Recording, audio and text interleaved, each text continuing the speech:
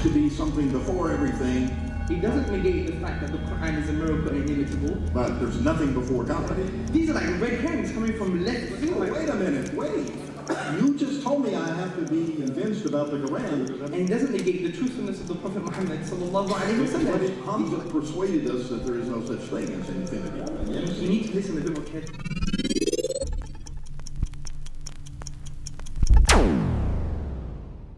In the name of Allah, the most merciful, all praise is due to Him, the Lord of the worlds. May the heavenly mention and peace be upon His final messenger, Muhammad Sallallahu Alayhi Wasallam, and upon his family and his apostles. Dear brothers, sisters, friends and respected guests, Assalamu alaikum wa rahmatullahi wa barakatuh.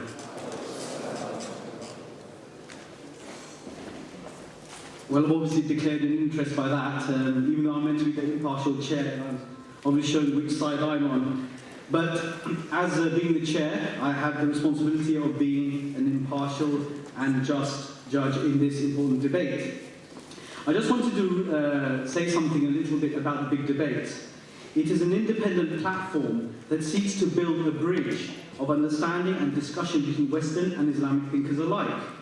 It is a unique platform, offering to bring together opposing views and intends to serve as a space for all shades of thought and philosophy. We believe that outdated cliches from all sides need to be transcended through open discussion. A fresh, objective platform has now come of age where the world's thinkers can take a journey through human thought. We believe that this is a much-needed window of opportunity within a polarized, contemporary world to facilitate the emergence of new voices of requisite reason. So I welcome you all to this evening's debate, which is a pertinent and vital one, as it determines the very meaning and purpose of human existence. Both participants will attempt to answer the following questions. Where did we come from? Where are we going? And where are we headed as the human race? This is a question that all human beings have asked themselves throughout history. And if you are not interested in the answer to these questions, then you're really in the wrong place, because Madame Tussauds is just up the road.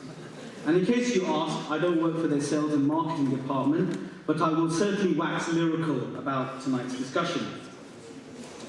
Just some ground rules. The way that this debate will be structured is as follows. Each speaker will start with 25 minutes, with a maximum 5 minutes extra for their opening speeches. There will be 10 minutes rebuttals for each speaker. There will be a discussion between the two speakers for a few minutes. Then will be a chance for you, the audience, to take part through the question and answer session.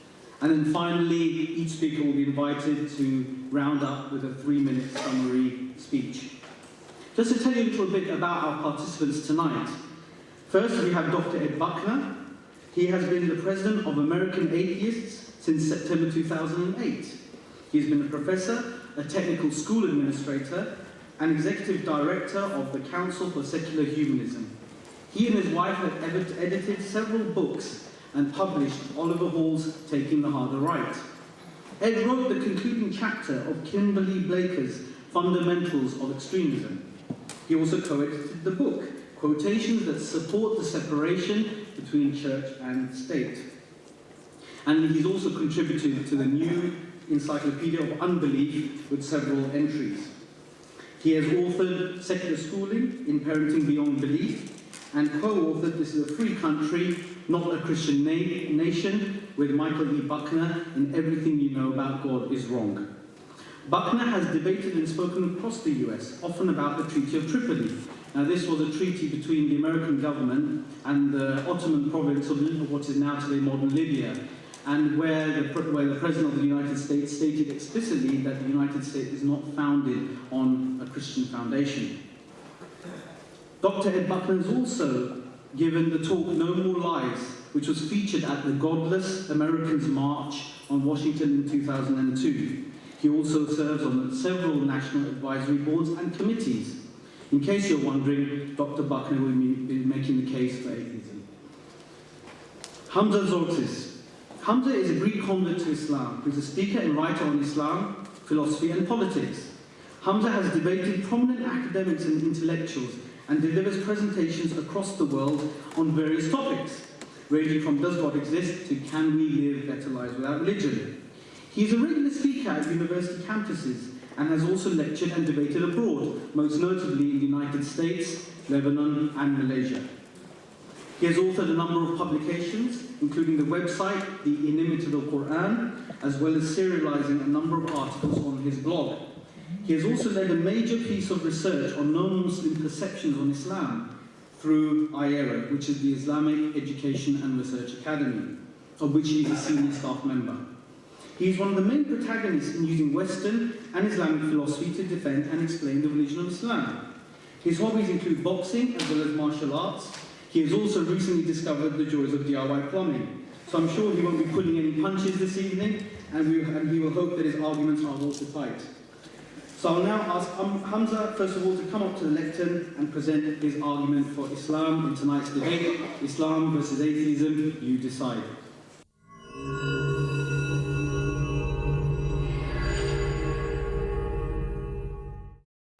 I'm going to start as Muslims do in the name of God. In alhamdulillah, wassalatu wassalamu ala rasulillah, amma ba'd. I greet you all, brothers, sisters and friends, with the Islamic greetings of peace. Assalamu alaikum wa rahmatullahi wa barakatuh. Brothers, sisters and friends, today we have an interesting question. Islam or atheism, you decide. Now, before I get into the thick of my argument, I would like to propose something. I would argue that the way human beings must make decisions in their life is the way that critical thinkers should make decisions in their lives. Now, you may think this is fancy philosophy. It's not. What I actually mean is that we must base our decisions on ration and reason and common sense. Something that myself and Ed Buckner will agree upon. Let me elaborate with an example. Say, for example, we're at home in our living room and we're watching the football, okay? And at 9 o'clock in the evening, someone knocks on the door. Knock, knock. Okay. We look through the spyglass and we see Superman with his red underpants. And he says, I'm here to check the gas. And you're thinking, he's here to check my gas meter? That doesn't make sense. So using your reasoning, using your common sense, your critical thinking, you're going to actually phone the gas company and say, do you actually come at 9 o'clock in the evening? And have you changed your uniform policy? Significantly, you're going to be crying out through the door saying, excuse me, sir, can I see some ID? Can I see some paperwork? And from this analogy or this example, we have come to realize that we must use our common sense, our previous information, our intellect, our rational capacities in order to make decisions in our lives. And I would argue today that to support the atheist worldview would be equivalent of allowing someone in their red underpants to come and check your gas meter. Whereas someone supporting the Islamic worldview would be the one with slightly more critical thinking.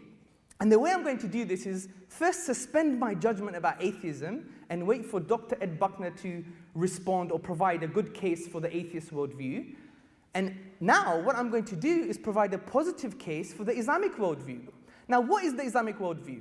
Now, the Islamic worldview is based upon three intellectual foundations. One, the existence of God. Two, the Quran being divine. And three, the truthfulness of the prophets, Sallallahu, Alayhi Wasallam, peace and blessings be upon him, claim to prophethood.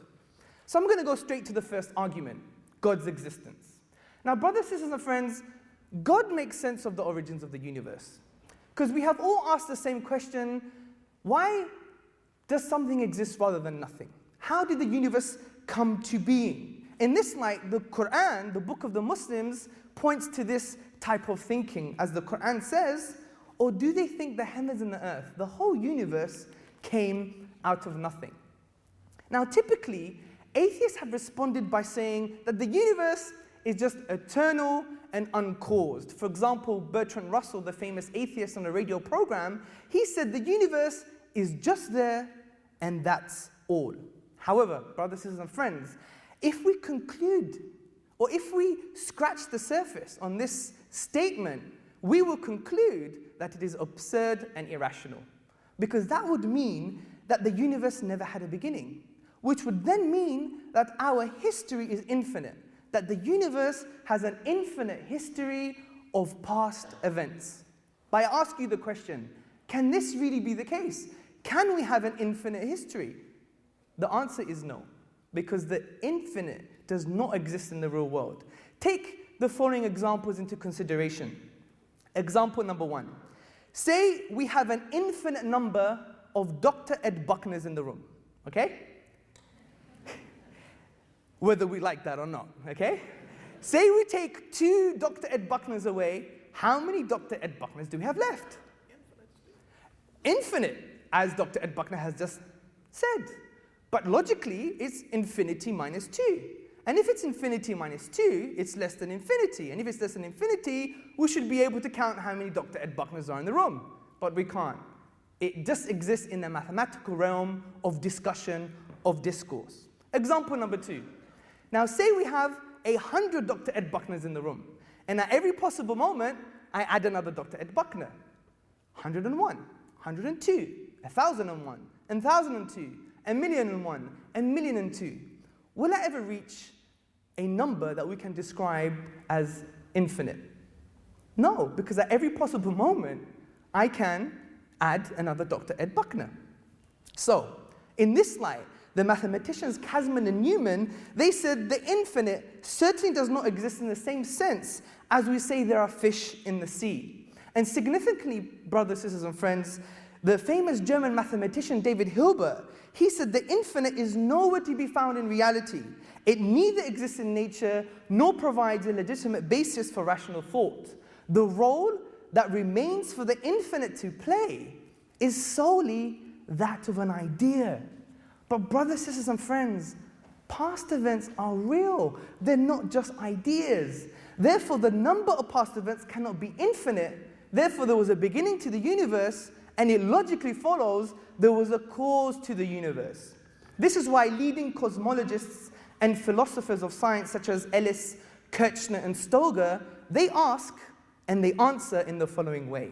They said, can there be an infinite set of really existing universes? We suggest that on the basis of well-known philosophical arguments, the answer is no. Now, this may sound like philosophical mumbo-jumbo. Let's talk about science, okay? What does astrophysical evidence have to say? What does science have to say about this? Now, I would argue that this conclusion is also supported by physics. As you know, you've heard of the Big Bang. Everyone heard of the Big Bang? Hands? Good, and I assure you it's not that thing that happens after too many curries. Okay, according to the Big Bang, physical time and space was created and matter and energy were also created. The 4 prominent scientists, J. Richards, James E. Gunn, David N. Schramm, and Beatrice M. Tinley, they describe the event of the Big Bang as follows. The universe began from a state of infinite density, space and time were created in that event, and so was all matter in the universe. I ask you another question. What does infinite density actually mean? Well, it actually means nothing. This is why Cambridge astronomer Fred Hoyle, he states that the universe at a point in the past was shrunk down to nothing at all. So let's reflect on this. It would actually mean that a proponent of the Big Bang theory or model would require us to believe that something comes from nothing. I ask you another question. Does something come from nothing? No, because out of nothing, nothing comes. This is why even atheist philosophers, such as David Hume, he wrote in a letter, I never asserted to absurd proposition as that anything might arise without a cause. Similarly, P.J. Zwart, in his publication About Time, said, if there is anything we find inconceivable, it is that something could arise from nothing.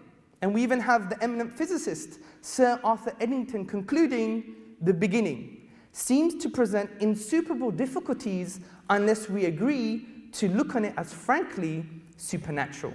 So we can conclude based on mathematical, philosophical, and scientific evidence that there's a cause for the universe. It doesn't mean it's God, doesn't mean it's Jesus, doesn't mean it's Allah, it doesn't mean anything. It just means there's a cause for the universe. So we ask another question, what is the nature of this cause? And the nature of this cause, upon conceptual analysis, which means critical thinking about this cause, we come to some startling conclusions. This cause must be one. The reason for this is because if we use the philosophical principle Occam's razor, which posits that we do not multiply entities beyond necessity, then we conclude it must be one. This cause must be uncaused, as we have already discussed the absurdity of an infinite regress of events, similarly with causes. This cause must be immaterial, because it created the sum of all matter, which is the universe itself. Significantly, brothers, sisters, and friends, this cause must be personal. The reason I'm saying this is how else can an eternal cause bring into an existence a finite effect, the universe that had a beginning in time? It must have chosen the universe to come into existence, and choice indicates a will, and a will indicates a personality. So, we have concluded the traditional view on God, that a transcendental, immaterial, uncaused, eternal being exists. Let me summarize the argument for you. 1, whatever begins to exist has a cause. 2, the universe began to exist. 3, therefore the universe has a cause. Let me go straight to the second argument, which is about the miraculous nature of the Quran being a signpost to the transcendent. What I mean by this is that the Quran can only be best explained by the fact that it is a divine book. And I'm going to use the inimitability of the Quran for this. Now, what do I mean by inimitability? What I mean by inimitability is that the Quran cannot be emulated, reproduced, matched, or copied with regards to its literary and linguistic features. And this has a Quranic drive. In the Quran, which is the book of the Muslims, in the 2nd chapter, the Quran says, and if you are in doubt, talking to the whole of humanity here, to the secularists, to the atheists, to the agnostics, those sitting on the fence, those in the fence, talking to everyone. If you are in doubt about this book, which we have sent down to our servant, referring to the Prophet Muhammad Sallallahu, Alayhi wasallam, then bring one single chapter like it and call on your witnesses and your supporters and your thinkers and your philosophers and your scientists and your Dr. Ed Buckners if you are actually truthful. And this challenge, brave challenge, has a historical backdrop too. The famous Arab historian Ibn Rashid, he states that the Arabs at the time of revelation, over 1400 years ago, were Arabic linguists par excellence. They were the best at expressing themselves in the Arabic tongue. This is why he says that the only time the Arabs used to celebrate was on the birth of a boy and when a poet rose amongst them. Now, this inimitability, this matchlessness, this inability for humanity to try and copy the Quran has been testified by many Western and Eastern academics. For example, A.J. Arbery, the famous translator of the Quran and the famous Orientalist, he said, for the Quran is neither prose nor poetry, but a unique fusion of both. And there are many reasons why the Quran cannot be matched or copied from a linguistic perspective. Some of these reasons include its unique literary form, its peak of eloquence, its unique linguistic genre, and its abundance of rhetorical devices. Now, you don't have to know anything technical about this, but just to let you know that there are key, cogent arguments for the inimitability of the Quran. Hence, Paul Casanova, in April 1909 at the College of France, spoke about the linguistic power of the Quran. And he says, whenever Muhammad Sallallahu, Alayhi wasallam was asked a miracle as a proof of the authenticity of his mission, he quoted the composition of the Quran and its incomparable excellence as proof of its divine origin. And in fact, even those who are non-Muslims, nothing is more marvelous than its language with such apprehensible plentitude and grasping sonority. But I think I could hear the question in your head. And I think it's saying something like this.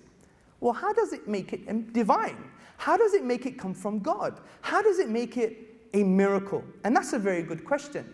But as we agreed, we're going to use our logic. And if we use logic, we will come to that conclusion. And I'm going to use something called logical deduction. What is logical deduction? Logical deduction is a thinking process where you start with a universally accepted statement and from that, drawing logical conclusions. But I think there's another question in your head. And the other question in your head is, but I don't know nothing about the Arabic language. I mean, most of us come from the Asian subcontinent. So what do we know about Arabic? Another very good question. Well, you don't have to know anything about the Arabic language. Put your hand up if you really believe that China exists. Good. Now, put your hand up if you've been to China before. 8 people. So for the majority of us, we still believe China exists. And I asked the majority of us, have you ever spoken to a Chinese person before? In China. Have you eaten Chinese food? In China. 我很英国茶. I want some English tea. So we haven't done this, but we believe that China actually exists. But you may argue, but it's on the map. Well, if I drew you a map and I said, this is planet Zongo, and I'm a Zongolian, and I come from the planet Zugula, does that mean it really exists? No. But the reason we believe this, and if we study epistemology, the study of knowledge, we'll come to the conclusion that we believe in these things because it's testimony, it's recurrent reporting, it's a universally accepted statement.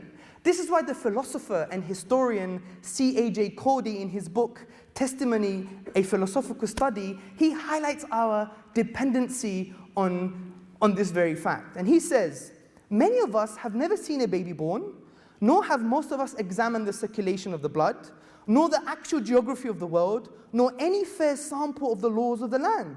Nor have we made the observations that lie behind our knowledge that the lights in the sky are heavenly bodies immensely distinct.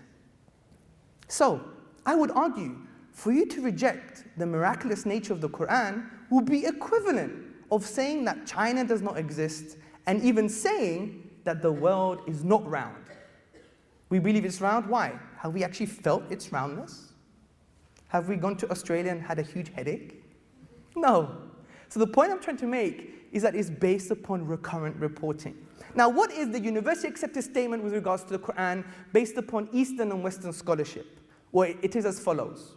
Those best placed to challenge the Quran have failed to meet its challenge. And there is a consensus amongst Western, non-Muslim, Eastern, Muslim scholarship. For example, the highly acclaimed professor and Arabist Hamilton Gibb, he states, the Meccans still demanded of him a miracle, and with remarkable boldness and self-confidence, Muhammad appealed as a supreme confirmation of his mission to the Quran itself. Like all Arabs, they were connoisseurs of language and rhetoric. Well then, if the Quran were his own composition, other men could rival it. Let them produce 10 verses like it, and if they could not, and it is obvious that they could not, let them accept the Quran as an outstanding evidential miracle. Professor Bruce Lawrence from Duke University, in his book, The Quran, a Biography, he says, as tangible signs, Quranic verses are expressive of inexhaustible truth. They signify meaning laid within meaning, light upon light, miracle after miracle. So let's now draw the logical conclusions. We know the book can actually come from an Arab, a non-Arab, Muhammad sallallahu alayhi wasallam, or God himself. Now, firstly, the Quran could not have come from an Arab because the Arabs at the time of revelation, who were the best placed to challenge the Quran, the Arabic linguists par excellence, failed to challenge the Quran. They haven't even admitted that it could not come from a human being. For example, the best linguist of the time, his name was Walid ibn al-Mughira, he says, by God, this cannot come from a human being. The Quran could not have come from a non-Arab because obviously you need to know the Arabic language in order to successfully challenge the Quran. Now, I think the most important point lies in the fact that many people claim that the author was the Prophet Muhammad sallallahu alaihi wasallam. But the Prophet Muhammad could not have been the author. The reason being because he was an Arab himself. And like all Arabs, they failed, so he's included in that logically. Significantly, the Arabic linguists at that time never accused him of being an author. He said they would say things like, it's magic. Significantly, the Prophet Muhammad sallallahu alaihi wasallam had amazing trials and tribulations in his 23-year prophetic career. His beloved wife died. His young children passed away. He was boycotted from his beloved city. His companions, beloved companions, were tortured and killed. He loved children so much that he would almost curse someone for not kissing their children. But he was stoned by children in a town in Arabia, where the blood was dripping from his legs, where the scholars would say that his sandals were stuck to the sand. This was the reality of the Prophet Muhammad sallallahu alaihi wasallam. Muslims and non-Muslims agree to this. But yet none of this emotion is in the Quran itself. This is a psycholinguistic impossibility. When you read Shakespeare, some of Shakespeare is in Shakespeare. When you read Homer, some of Homer's work is in Homer. Anyone studying psycholinguistics, which I have done, study grounded theory or discourse analysis, you would see that this author, some of his personality is in this author. But the Quran remains in the divine voice, and many studies have shown this to be the case. Another example why the Prophet Muhammad sallallahu alaihi wasallam can't be the author is because his narrations, which have been preserved, are in a different, distinct style to that of the Quran. And to keep that consistently over a 23-year period is almost impossible. Now the greatest point is this. The greatest point is this. Human expression, if we have the blueprint, we can emulate it. For example, if you study art, we have the artwork of Monet. He was an impressionist. Wow, amazing art. At that time. But now you can copy it. We have many replicas of the same art. But we have the Quran today, a timeless book, 1400 years. We have the blueprint to the words, the letters, the sounds, the grammar, and the meaning, yet we cannot emulate the blueprint. This shows to me that none of the explanations above suffice. So we can only come to the conclusion that the best explanation of the inimitability of the Quran is the divine himself. So let's summarize the arguments as follows. 1, the Quran could have come from an Arab, a non-Arab, Muhammad sallallahu alaihi wasallam, or God. 2, it couldn't have been an Arab, a non-Arab, or Muhammad sallallahu alaihi wasallam. 3, therefore it must have been from God. Let's go to the third and final argument. The truthfulness of the claim of the Prophet Muhammad sallallahu alaihi wasallam to prophethood itself. We have 4 options. Borrowing from C.S. Lewis, we have 4 options. That the Prophet Muhammad sallallahu alaihi wasallam was a liar, he was deluded, he was both, or he was speaking the truth. And let's take each option and use our critical thinking that we agreed that we're going to use in the beginning. Let's take that he's a liar. The Prophet Muhammad sallallahu alaihi wasallam could never have been a liar. As we said, he was boycotted, he was stoned. He used to sleep on palm fibers when the kings of Persia and the Byzantines and the Romans were living it high. He never had any worldly gain. He was offered riches, he was offered power, but rejected it for his message. So this is not the psychological profile of a liar. And this is why sincere Orientalists such as W. Montgomery Watt, in his book Muhammad at Mecca, he said, his readiness to undergo persecution for his beliefs, the high moral character of the men who believed in him and looked up to him as a leader, and the greatness of his ultimate achievement all argue his fundamental integrity. To suppose Muhammad an impostor raises more problems than it solves.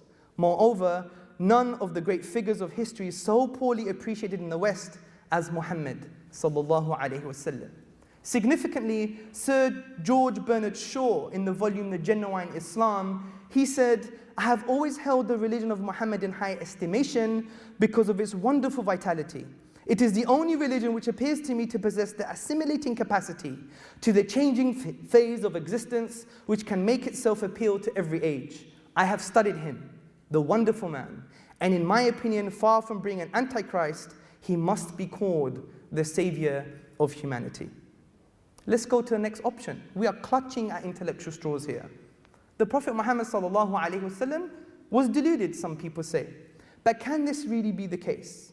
The Prophet Muhammad sallallahu alaihi wasallam gave us wisdom and advice about developing an economic model for society, something which American scholars come all the way to Britain to propagate the economic message of Islam. Is this from a deluded person? Someone who thinks he's saying the truth, but in reality is an untruth? Of course not. Look at geopolitics, for example. The liberal capitalist Western model, they believe that there's too many needs, not enough resources, hence excessive competition. But how did the Prophet Muhammad sallallahu alaihi wasallam solve the #1 economic problem of the 21st century? He said something very simple, that we have essential limited needs and enough resources. When we study geopolitics, we find that there's enough resources on the planet to feed 36 billion people. There's only about 7 billion people at the moment. So is this from a deluded person? Of course not.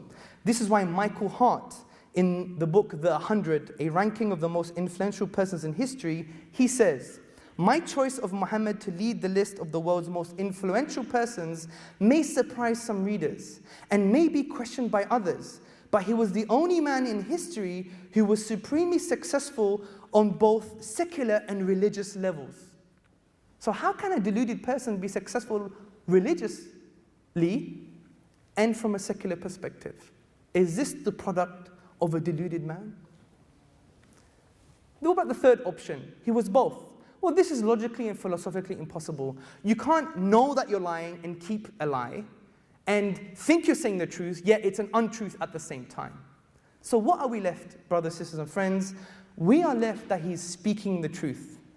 And I think the following quotation from Dr. William Draper in his book, The History of Intellectual Development of Europe, summarizes this point quite nicely. He says, 4 years after the death of Justinian, AD 569, was born in Mecca, in Arabia, the man who of all men has exercised the greatest influence upon the human race, to be the religious head of many empires, to guide the daily life of 1/3 of the human race, may perhaps justify the title of Messenger of God. So we could summarize this argument as follows. 1, the Prophet Muhammad Sallallahu Alayhi Wasallam could have been a liar, deluded, both, or speaking the truth. 2, he wasn't a liar, deluded, or both, based upon our critical analysis. 3, therefore, he was speaking the truth. So brothers, sisters, and friends, these are very simple arguments that could be understood by an 8-year-old or an 80-year-old. The existence of God, the miracle of the Quran, and the truthfulness of the Prophet's claim to prophethood, Sallallahu Alayhi Wasallam. And I have attempted to show that there are good reasons to choose the Islamic worldview, because human beings, as we agreed in the beginning, must base their decisions on our rational faculties, on our reason and our common sense. I believe in order for Dr. Ed Buckner to be successful, he must break down each of my arguments and then construct new ones for the atheist worldview. So brothers, sisters, and friends, I simply leave you with the words of the people of paradise. Alhamdulillahi Rabbil Alameen. Unquestionably, all praise are due to God. Subhanakallahumma wa bihamdika. Ashhadu an la ilaha illa ant. Wa astaghfiruka wa atubu ilayk. Jazakallahu for listening. Thank you very much.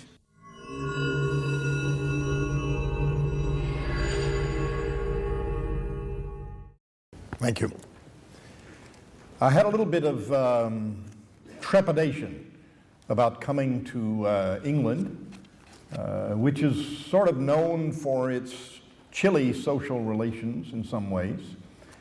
That was countered a little bit by my knowledge, and my knowledge of Islam is very superficial, but my knowledge that Islam is known worldwide for its hospitality and its graciousness. My wife and I sat on the tarmac in Georgia for 2 hours before our plane even took off, and we are old and creaky, at least I am, and I didn't sleep. We arrived at the airport basically having missed a night's sleep and frustrated and angry with an airline, and we were greeted with 5 or 6 young men with candy and with beautiful flowers for my wife. Warmly and graciously, we were taken by Hamza, not Hamza, but a different Hamza, he was here a moment ago, to our hotel and treated in every moment with respect and gracious hospitality, which I would have expected from Islam, but you know, England, not so sure. If the hospitality alone were enough to convey and win the argument, I would have to give up. But unfortunately, or fortunately from my point of view, that does not settle the issue. I do greet you as brothers and sisters. I am not necessarily speaking for all atheists now, but I am speaking for myself. I can consider all of my fellow human beings to be brothers and sisters, and friends or potential friends, interesting people. Hamza, the Lion, Tzortzis. I'll never get his last name right, but believe me when I tell you, I respect him, and if I call him Mr. Tzortzis or Hamza, I am speaking with respect. He's obviously the better looking. He's the more polished speaker. He's much better known, at least in the UK. He has all of these things going for him, but it is very much an unfair fight because history and logic are on my side. So he will lose the debate for those of you who are open-minded and are interested in the truth, and that is not a fair thing for such a sophisticated, intelligent, effective speaker. I also ask that you do forgive me for my ignorance regarding Islam. I have no intention to say anything offensive. The fact that I do not agree with you may in fact be offensive to some people, and that I cannot help because I do not agree with you. I don't actually expect to persuade you. I know the title is You Decide. My best guess is nobody's going to decide anything different from what they started out with tonight. Whether you're Islamic or atheist, you're likely to continue to be. I think I'm about as likely to persuade Hamza Tzortzis as he is to persuade me, which is to say, not very. But I do think there are things to learn, and I am very interested in learning about Islam and about Islamic thought. But my purpose in this original talk is to explain to you as much as I can in 20 or 30 minutes why I'm an atheist. And there are a number of reasons, and some of them are more philosophical and some are less. I agree with some of what my opponent said. I do believe we have an hang up on that word, epistemic duty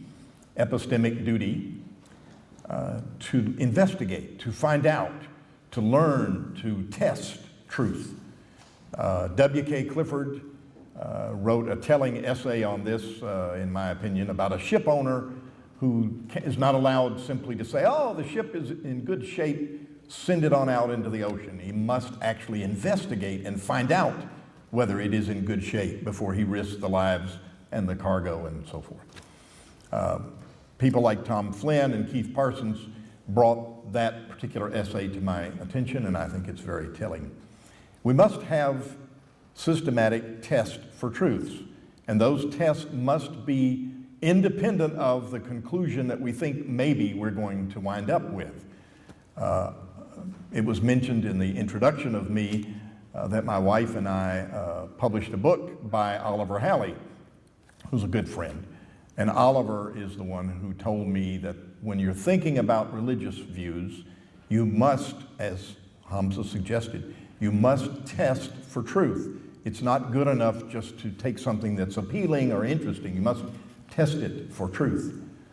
If you accept with investigation and with care a religious viewpoint that is based on a more recent prophet, that is based on a holy book that came from that prophet and a revelation from God, then maybe you will understand why I reject Islam.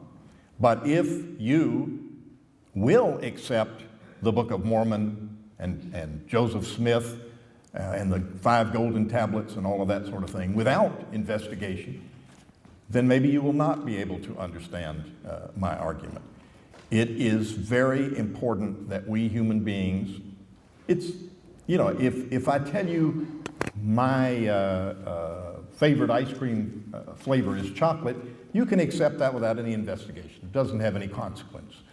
If I tell you that I am Superman and I am here to check your gas meter at 9 o'clock at night while you're watching football, that's that sport where you kick things through the uprights and pass the ball? No?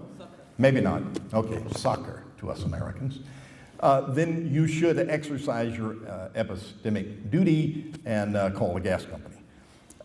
And in cases of religion, you must do that, and I think if you do, you will, in fact, become an atheist or remain an atheist.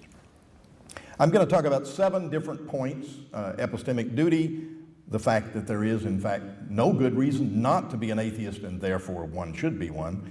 The fact that there is no coherent, objective concept of God or Allah available to us at all. The fact that religion usually, not always, but usually makes things worse for human beings, at least in the long run, not better.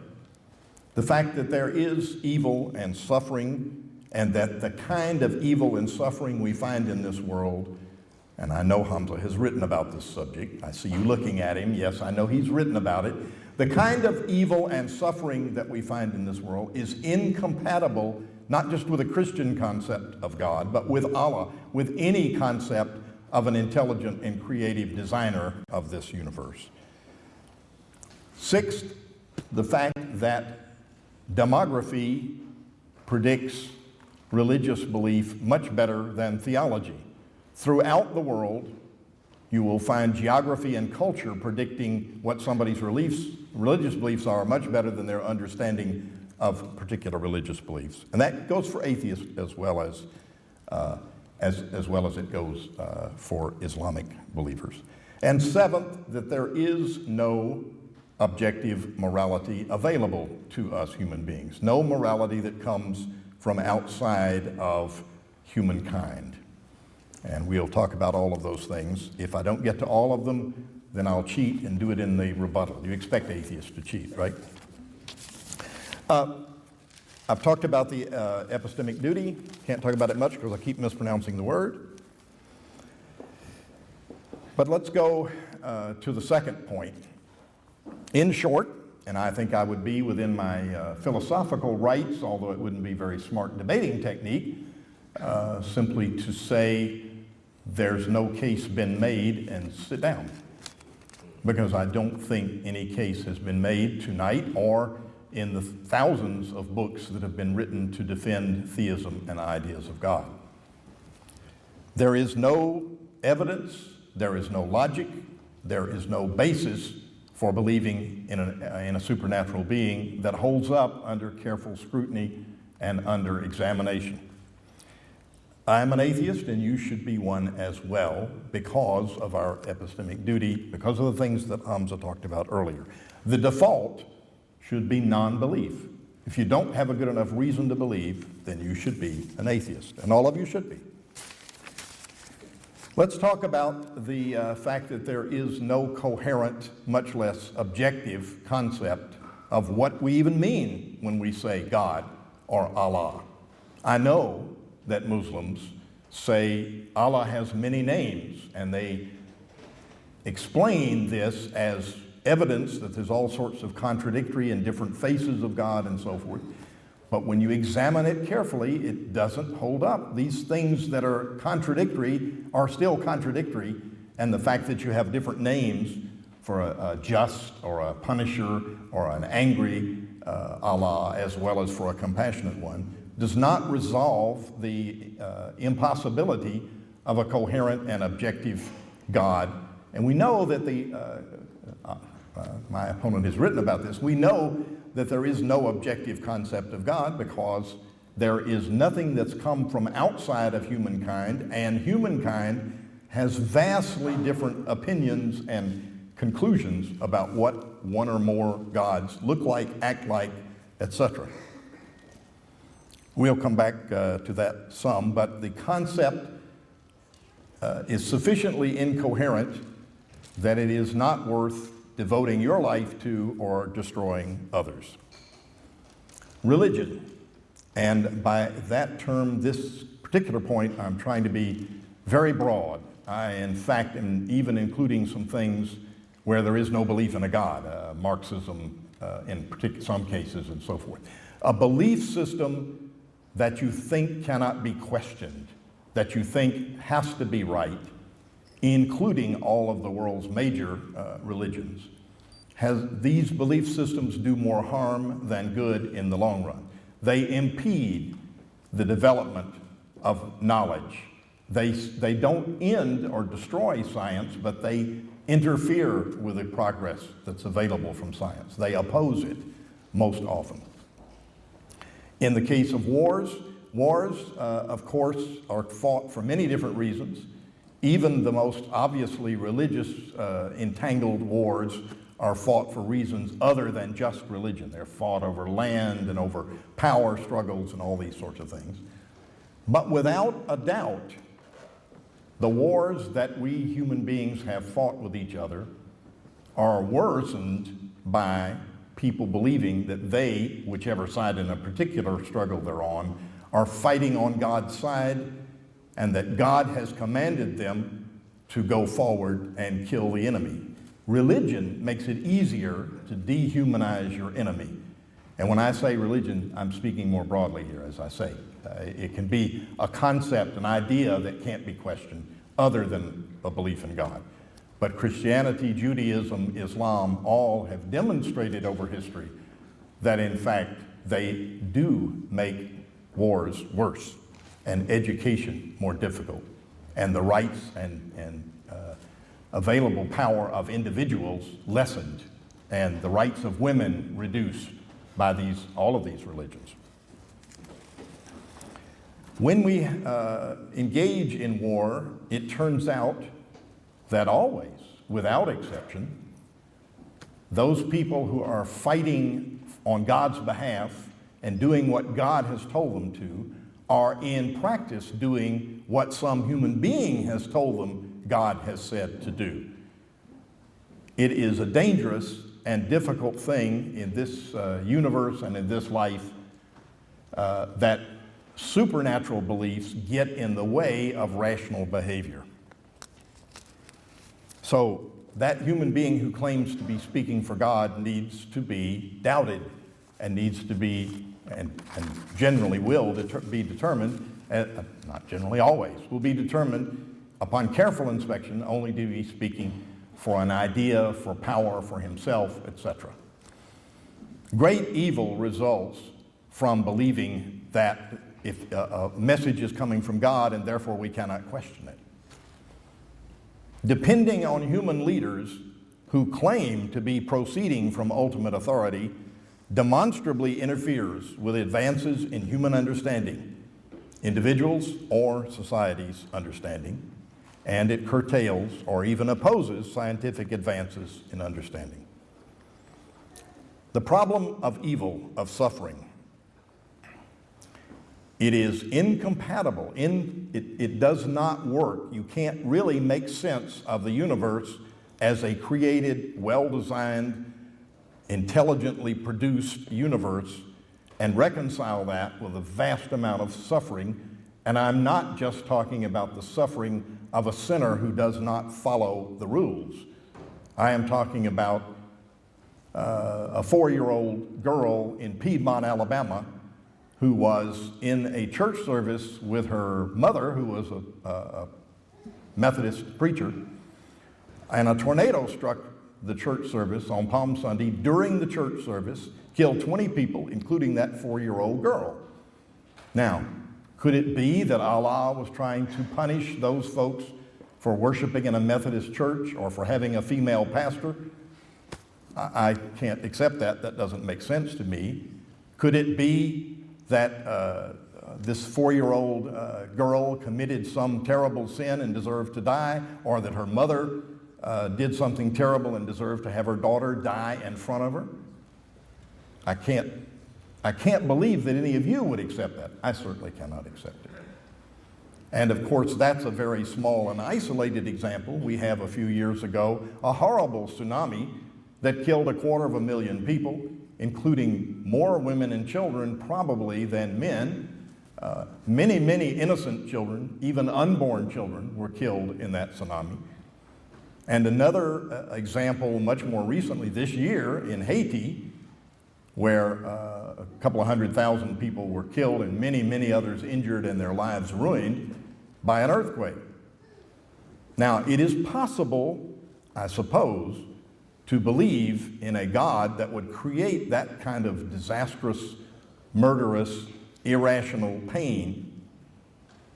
But it doesn't really make sense if you claim that the God you believe in, Allah or God, is a rational or an intelligent or a compassionate or a good in even in a limited sense, good God. That doesn't make sense, and you should apply philosophical testing of that to see if it makes sense, and it does not. It's not just suffering that occurs because somebody's not following a moral standard. It is suffering that is overwhelmingly arbitrary, capricious, pointless. Now, if in fact a theist, Islamic or any other sort of theist, says to me, these are God's ways, they are not our ways. We're here in England where the poet, it's spelled Cowper, but it's actually pronounced Cooper, said he works in mysterious ways his wonders to perform. He hides his smiling face. I find every theist I've ever talked to, and there may be an exception tonight, argues there are many things we don't understand about what God did. And that's the explanation of suffering. It's beyond our ability to understand it. You have admitted that you cannot defend this concept of God if you think you cannot understand what you say he did in a particular case or allowed to happen in a particular case, whether that's a tornado in Alabama or a tsunami in Asia or an earthquake in Haiti. It is true that if Hamza Tzortzis convinced me that Allah actually did do those things, that then I would question whether that God is worth worshiping or not. But that's not the point I'm making. I'm not saying, I had a Catholic priest in a debate with me earlier this year say, oh, well, the fact that Ed is asking these questions proves that he actually believes in God. He's trying to sort out what God's like and why he's so mean and stuff like that. And that's not true. It's the fact that this sort of a universe is incompatible with the idea of a God that leads me not to believe in God. I'm not mad at God. I don't think he's sadistic. I don't think he exists. There's a big difference.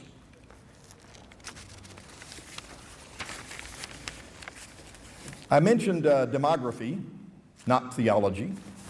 And I happened to be reading, or actually my wife was reading, I'll have to quit plagiarizing and admit. She was reading a New Yorker fictional story today.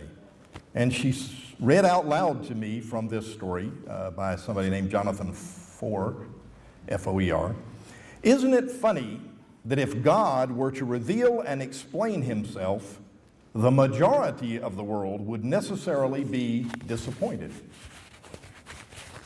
Now that means no matter what the God said or explained, the majority of the world does not agree on what God is like or what he wants or what he has commanded us to do. Actually, even the majority of Muslims don't agree on that, despite what my friend may have said earlier. But certainly Muslims and Baptists and Mormons and Buddhists and others don't agree. Demography, the geography and culture combination that gives us statistics of how old people are and what their income is and where they live and that sort of thing, is a far better predictor of what people will believe than theology. A very small percentage of the world's people believe what they believe because they have examined and carefully discovered what the truth is. And that goes for atheists as well as it goes for Muslims and Christians and all the rest. Why is that important? It makes no sense if there actually is a God, and if this God has infinite power to communicate and to command.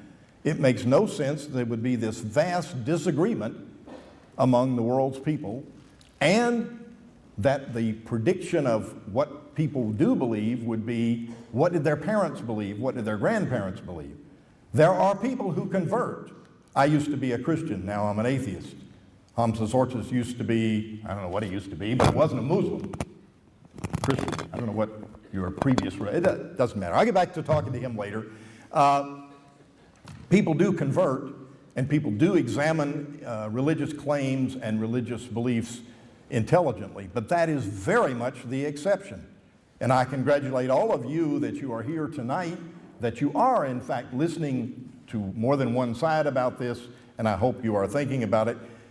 You shouldn't change your mind. The debate topic title says you decide. You shouldn't decide based on one debate. You need to do a lot of reading and thinking, but you need to read and think from the ones you disagree with, not just the ones you agree with.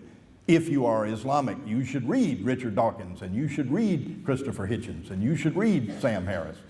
You should read these people with as open a mind as you can. If you are, and I hope there are a few, free thinkers and atheists in the crowd, you should read the works of Hamza Tzortzis. You should read a variety of different religious views and test them systematically before you come to conclusions about this thing. It is not to be taken lightly, and on that I think we seriously agree. Finally, I say there is no objective morality. And this is something that theists usually vigorously disagree with me on, whether it's Christians or Islamic or whoever. They insist there is some absolute standard of behavior, and that was given to us in revealed scripture, in the Quran, in the Holy Bible, in the Torah, in the Book of Mormon, etc. But we do not have any consistency in moral standards. Hamza Tzortzis has written that we all object to the Holocaust.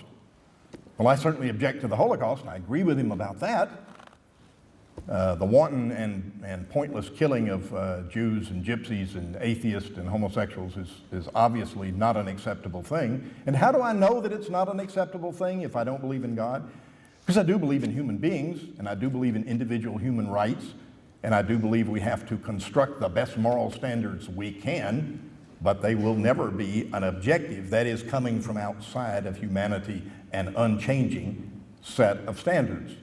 And we know that human beings of all religions and all cultures have changed their moral standards. I'm not talking about their behavior and whether they meet the moral standards, but changed the standards over time and from one place to another. There are, despite claims to the contrary, serious inconsistencies within the Islamic world as to what is an acceptable moral standard on a particular case. You agree on many important things, but you don't all agree on all moral standards. And there are differences, vast differences, between Christians and Islamic followers, between Jews and Christians, and so forth. And there are vast differences within Christianity. And these are on important questions, not on trivial things. There are differences in conclusion about what counts as murder, about when abortion is acceptable, about whether capital punishment is desirable or acceptable, and on and what the role of war should be. Big things and little things get strong disagreement among human cultures, and that is not consistent with the idea of an intelligent and all-knowing and all-powerful creator of the universe. We do not have objective morality. It isn't even possible to reach it. We should certainly care about how we treat each other. I'm not saying morality is not important. I'm saying that we cannot have the kind of morality that you would expect to have if, in fact, we had an Allah or a all-powerful being who was in charge of this and who could communicate with us. We'll talk some more about the Quran, although I don't know very much about it, I'll tell you quite honestly. But whatever it is, we know there is not consistent communication from a God to all of humanity, because not even a majority of humanity agree on what the moral standards should be. And it's not just A versus B, there are thousands of possibilities and different ways of looking at this. To sum up, we have a duty to test for truth. There is no good reason to believe in any God. None of the gods on offer are coherent or objective. Religion makes human life worse overall. The appalling, pointless suffering, and by the way, I should have added not just human suffering. I mean, that cute little rabbit that gets eaten alive by the cougar is suffering. And none of us think, even those of you who are religious, that that rabbit has a chance to go to heaven. The problems with the answers to the problem of evil is a very well-known problem. It is any response to it is called a theodicy, an explanation of why God would allow or create such things. And there are hundreds of them, but they all fail, including my opponents. The fact that demography determines belief and that there is no objective God-given morality are the final reasons. Thank you.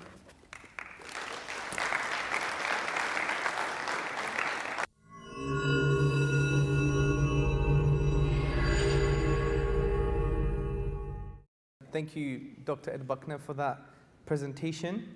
I've done quite a few of these debates now with atheists and philosophers, and although I don't like to be presumptuous, but it always usually ends up in the same kind of way, which is, myself, the Muslim, someone who believes in a God and in a religion, coming with detailed arguments, trying to give some kind of logical and rational explanations to the justifications of the belief. Then you have on the other side, which I think, and I'm not saying that's because Dr. Ed Buckner is an atheist, but generally from my limited experience, is that you have this kind of wishy-washy generalizations about religion. And your first point was about the systematic test for truth. We have an epistemic duty, which means we have a duty to knowledge, if you like, that we have to investigate things. And it's quite interesting that Ed is preaching to us, sorry for the pun, that we should investigate things and look into Richard Dawkins and buy Christopher Hitchens' book. But he even admitted that he hasn't read or know much about the Quran, which to me I think is intellectual hypocrisy, if you like. I can't use better terms, I do apologize, I'm stuck in this kind of theological paradigm, yeah? So that's the first point. And the second point, he assumes that the atheist worldview has the yardstick for truth. And if we do read the Quran or we do read Islamic philosophy, the Quran always mentions يَتَفَكَّرُونَ, for those who reflect, which comes from the word to think, and to think deeply and to scratch the surface. And the thing that you're thinking about, you must inquire about its implications. That's why that root word is used 18 times throughout the whole of the Quran. So it invokes thinking.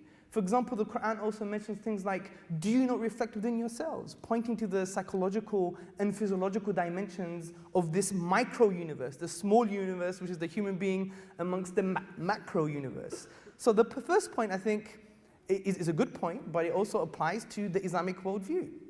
The second point, you said there is no evidence in believing in a supernatural being. There is no coherent concept of God.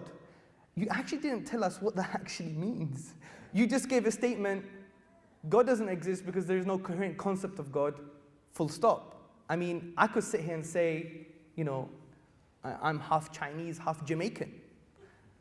I could just make some claims like this, but you have to say why and show. I mean, we're here to have a debate. If you made a statement, which is quite general, you didn't give some kind of evidence for that. So bringing you back to the first point of an epistemic duty, you have a duty to tell us why God's concept, the concept of God, is not coherent in the first place. And maybe I could disagree with you once I hear some of your analysis. Also, you said there's no supernatural text or book that has come to us and said this is who God is. Well, I disagree. I think my second argument, which you haven't broken down and constructed an alternative argument, is that the Quran itself is best explained by it being a divine book, based upon the logical deduction that I announced to the masses today, something which you haven't addressed at all. And there are some criteria for a divine text. One, it must be logically consistent internally and externally. Two, it must have a signpost to the transcendent, which means it must have something that is beyond naturalistic explanation. That's why I use logical deduction to break it down for everybody. And also, that it must be logically compatible with the rational view on the basic definition of God. As I gave you the origins of the universe argument in the beginning, that God must be one, unique, immaterial, eternal, and personal. And this was based upon the conceptual analysis on the cause of the universe, which, you never addressed any of these things. Then we went to your next point about belief and questioning and actually opposing science. I would have to actually disagree with you because this is a European mentality, Doctor. The reason it's a European mentality, because what happened in history, the Catholic Church was opposing any ideas that was incongruous with its worldview. And therefore you had oppression, you had the 30-year wars, and you probably discuss this later on Monday and Tuesday. However, the point I'm trying to make is Islam doesn't have the same historical baggage. We actually had a unique combination of politics and progress within a theological paradigm. This is why John W. Draper, in The Intellectual Development of Europe, he actually says, I have to deplore the systematic manner in which the literature of Europe has continued to put out of sight our obligations to the Mohammedans. Surely they cannot much longer be hidden. This is why you had Islamic scholars like Ibn Sina, who wrote the Canon of Medicine, which was used for 600 years in Western Europe. Have you had your tonsils out? Do you still have your tonsils? No. Well, I do still have them. oh, you do? Well, many of us don't have tonsils. I don't have any tonsils. I remember eating lots of ice cream and watching Arnold Schwarzenegger Commando when I wasn't allowed to, lying on my sofa when I was 7 years old. And the reason I don't have them anymore is because, lo and behold, 500 years ago, an Islamic scholar developed the tool that we still use today, which is almost the same as 500 years ago. So this is I would argue, a European complex. You shouldn't superimpose it to the rest of the Islamic world, which I think is slightly unfair. Then you said religion is evil and outdated. Well, let me speak about this. The Regius Professor of Divinity at University of Oxford, Keith Ward, he says, it is very difficult to think of any organized human activity that could not be corrupted. The lesson is that anti-religious corruptions and religious corruptions are both possible. There is no magic system of belief, not even in the belief in liberal democracy, which can be guaranteed to prevent it. Another thing which I thought was an outdated cliche from the atheists was that religions cause war and evil. Well, let's hold our horses a bit, okay? 70 million people under Chairman Mao. That's a hell of a lot of people. Dead, by the way. 20 million people died under Stalin, 6 million of them being Christians. 2 million people no longer exist because of Pol Pot. 700,000 innocent Iraqis in the occupation, 500 Iraqi children in the 10-year sanctions, World War I, World War II, the Vietnam War, the mass murder of newborn baby girls in China, an irreligious state, Hiroshima, Nagasaki, the ethnic cleansing of Tibetans, Palestinians, Chechens, etc., all done not in the name of God, but in the name of irreligious, secular ideologies. So I think it's quite unfair for that claim to come across as an outdated cliche, something that Richard Dawkins always pronounces. And the other thing about human leaders, you say when human leaders have religiosity, there's a problem. Well, I disagree with you. Maybe Bush, but I think he was deluded. The point I'm trying to make is, look at the Islamic history. I agree now, Islam is not implemented comprehensively in the Muslim world. But when you look into the past, we solved the problem of anti-Semitism. It was the Muslims. Now you have a secular, oppressive state. They don't know where to go. They're actually killing people in international waters, for God's sake. But what did the Muslims do? I mean, let's go read our history. What does Zion Zohar say? Zion Zohar is a contemporary Jewish historian. He said, and thus when the Muslims crossed the Straits of Gibraltar and the Iberian Peninsula, the Jews saw them as liberators from Christian persecution.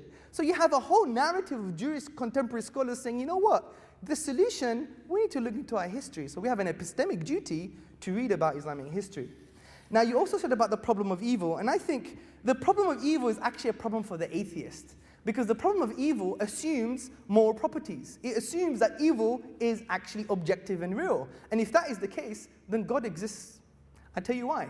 Because God is the only ontological, the grounding for objective morality.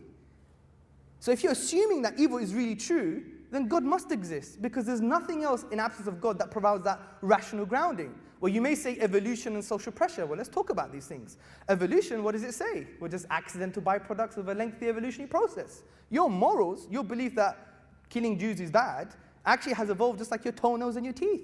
This is why Michael Rule, the philosopher of science, he says morality is a biological adaptation, no less our hands, feet, and teeth. And then he continues, morality is just an aid to survival and reproduction, and any deeper meaning is illusory. Now, if atheists really believe in the evolutionary paradigm, they should all practice polygamy. Because if it's all about aid and reproduction, then have more wives. Then you be true to your own beliefs. Then you won't be accusing the Muslims for doing the wrong things in the first place. So let's go to social pressure. Can social pressure provide an objective grounding for morality? No, it can't, because what's social pressure? Social pressure differs and changes, and I agree with you. And this is why, if social pressure is 2, then we have to say, actually, that killing 6 million Jews is good, if we agree with social pressure, because there was a consensus at that time in the 1940s to kill 6 million Jews. So you've assumed moral properties here, and I'm going to go in the Q&A more into why the problem of evil is actually a problem for the atheist and not for the theist. So my final point, I have 1 minute left, is that you're saying the majority of people actually, wherever they come from, it's more like they're going to have this belief. But what has that got to do with today's debate? If you study logic, that is called the genetic fallacy. And the genetic fallacy is to be suspicious of a belief just because where it came from. This has nothing to do with today. Today, we're both grown philosophical adults, so we could scrutinize intellectual worldviews and actually provide constructive arguments or deconstruct our own arguments. And Dr. Ed Buckner, I look forward to you doing that. Thank you very much.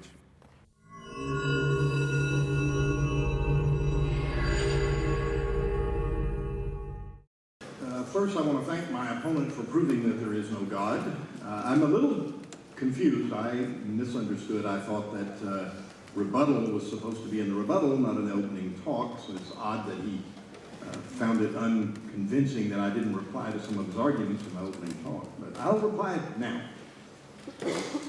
And I do appreciate the fact that he proved that there is no God. He asserted repeatedly that there cannot be an infinite regress, that there has to be always a cause for something or it doesn't exist.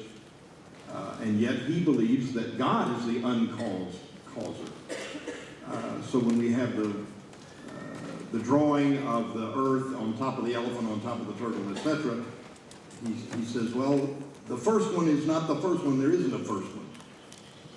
It's a tautology, it makes no sense at all. It is just as reasonable, and it is the reason that I would suggest you do this, it's just as reasonable to believe that the universe is uncaused rather than that God is uncaused. Was I there when the Big Bang happened? Do I understand the chemistry and the physics? No. I'm not a cosmologist. But I do know that according to the cosmologist, there was no time and no space before that, and that there was nothing before that. So if you had nothing, why would you call that nothing God? And why would you insist that there has to be something at the end of the first infinite regression besides the universe and call that God? That's an interesting trick. It's not one that's original with Hamza, of course, where you say there has to be something before everything, but there's nothing before God. If there has to be something before everything, then what caused God? What came before God? Did he exist in infinity? Well, he couldn't have, because Hamza persuaded us that there is no such thing as infinity. And he went on to prove it in a variety of ways, and to say that we cannot get something from nothing. So where did God come from?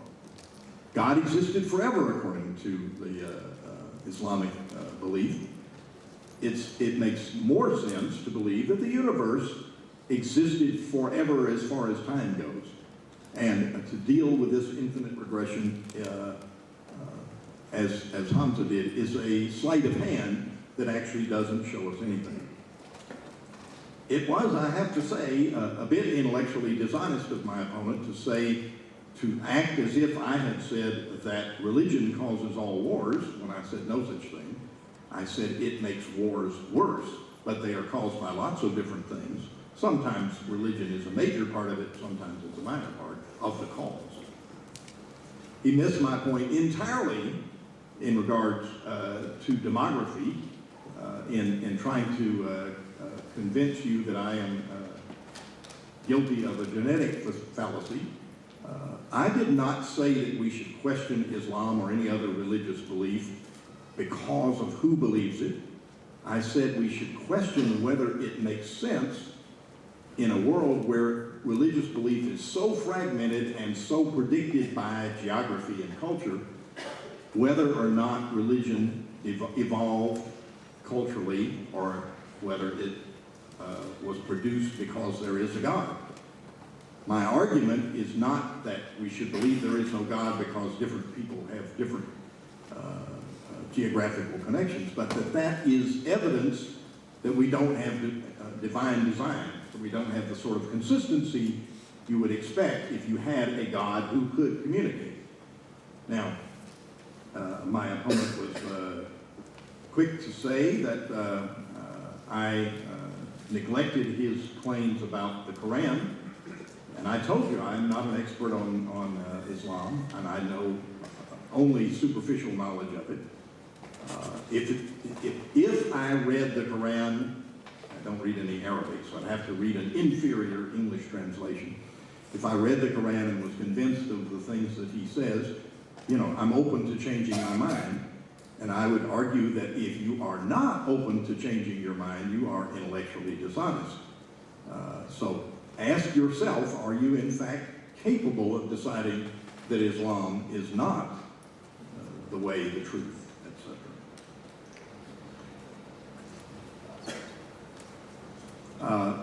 It is a common fallacy to say of atheists, and for that matter of some others who accept evolutionary theory, that that means they should give up any kind of morality and work hard to produce as many children as possible. It's entirely possible to have a belief in a biological explanation and not believe that that is the best way for humankind to proceed. We are civilized. We have a culture. There's no question Islam has contributed to that. I certainly don't deny that, and I don't understand why, if I say to you religion has done more harm than good, and that includes Islam, that providing me with an example of some good that Islam has done counters that argument. It doesn't. I never said, never hinted that I didn't think Islam was successful in helping us to preserve Western civilization. There's no question that Islam did that. There is no question that all of the religions I know anything about and all of the religious individuals I know anything about, have made contributions, positive contributions. But overall, in the long run, religion impedes our thirst for knowledge by fixing things and saying that things cannot be investigated. Islam has contributed to our understanding of why I still have my tonsils. No argument about that. I have no question at all that there have been and still are, and will be probably for as long as there is a religion, successful Islamic scientists and doctors. And that has nothing to do with the point I was making. If you accept the Book of Mormon and the revelations that came to Joseph Smith, because you haven't yet read those and understood them, then maybe you and I will have something to talk about, the fact that I'm not as familiar with the Quran. Every religion that I do know about insists that its sacred book, its word straight from God, has qualities that make it self-proving. These arguments always ultimately come down to some sort of circular argument, some sort of begging the question, where you believe to begin with that it is a sacred book, that it comes from God, and then you look and find incredible, impossible to imagine verses in a particular order. There's some guy who's done one with numerology on the Jewish and Christian Bible, and it's astonishing. You find what you're looking for if you make up your mind to look for things. So I have no doubt that there are scholars who are Islamic who think the Quran is evidence that it's a signpost to the divine. But I do know as well that most of the scholars, the critics who have looked at it, find no such thing. I mean, all the way back to Edward Gibbon, who found it to be a dull and uninteresting book. I haven't read it myself. As soon as I do, then we'll come back and we'll talk about how much we agree on all of this. But at that time, I will also want to know your take on Joseph Smith. I assume you've investigated that with him. So it's a later revelation with a prophet, gold things. And the protagonist in favor of the Latter-day Saints will assure you that it is clearly a sacred book and that internal evidence proves it. Doesn't work for me. If it works for you, then maybe you can win me over in this debate. Thanks.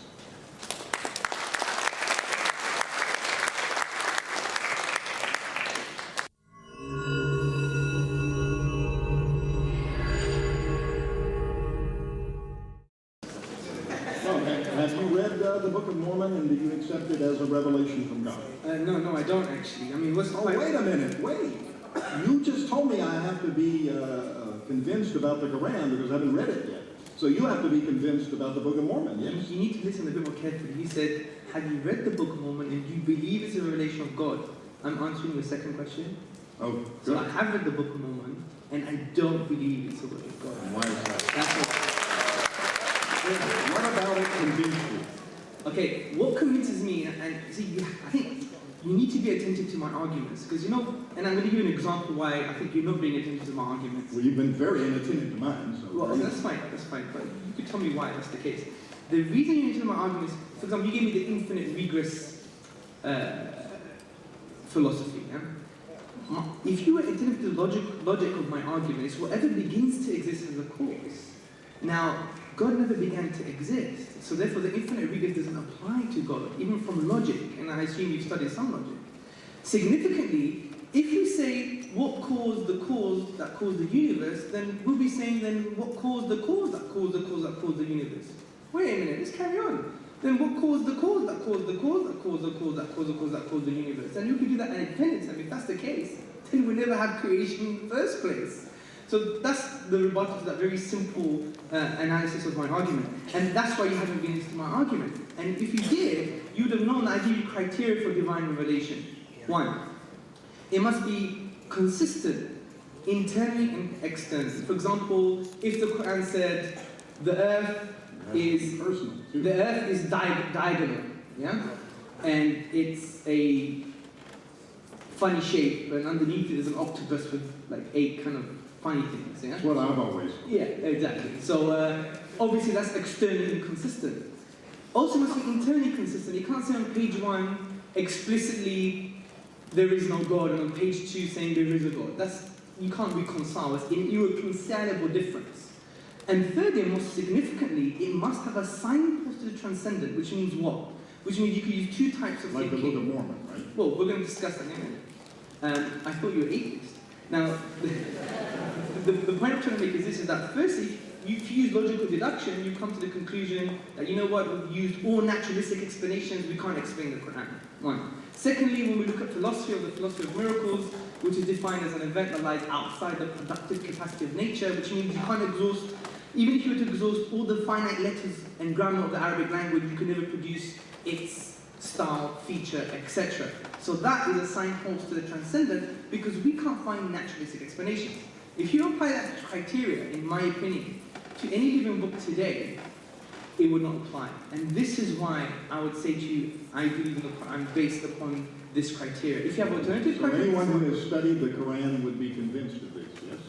No, because obviously we're not robots, and some people have egos, or some people have pride. People are convinced before they start, in one direction or the other. Well, the interesting thing is you're talking to someone who was unconvinced and then became convinced. So from my personal perspective, I was a skeptic, I was unconvinced.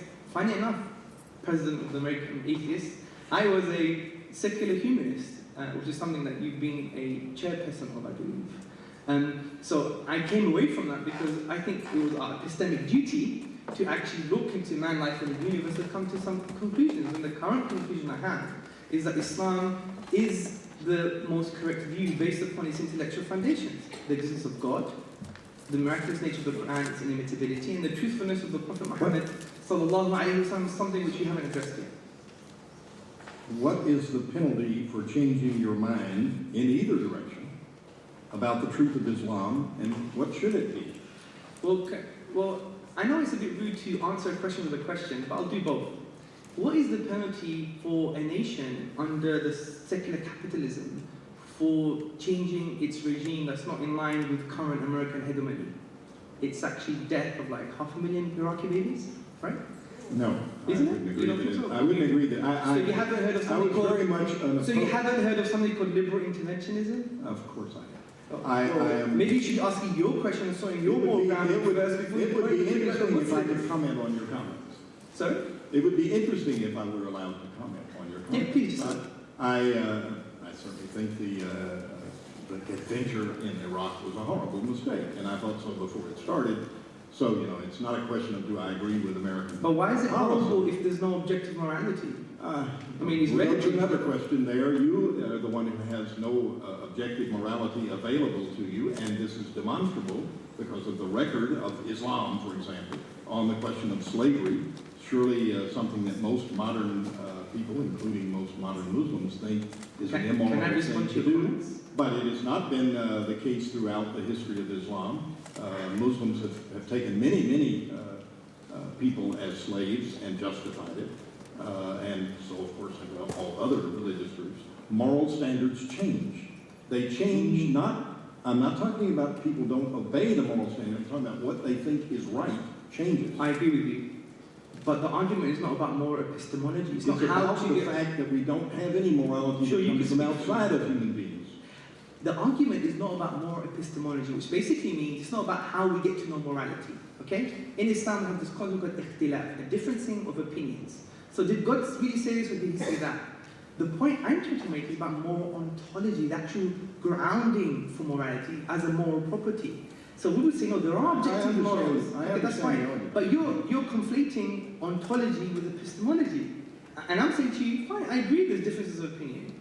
But the point is, I'm saying once you have a conviction, the grounding for that is always objective because objective morality makes sense of the existence of God, and we believe in moral properties. Now, for you to have claims of pointing the finger at the Islamic worldview or Islamic history actually presumes moral properties. And if you do presume moral properties, then what is your grounding for that? And if your grounding is not God, then it's all relative anyway. You can't say nothing about what happened in Iraq, or nothing that happened in Germany, or nothing that happened anywhere But that's else. absurd, and I've already explained that Why it is that absurd? Because you can ground morality not in a complete objective fashion, but you can ground it on human values, on the fact that human suffering should be avoided, and that we should do no harm to our fellow human beings, no unnecessary harm. And that, of course, leads to all sorts of problems.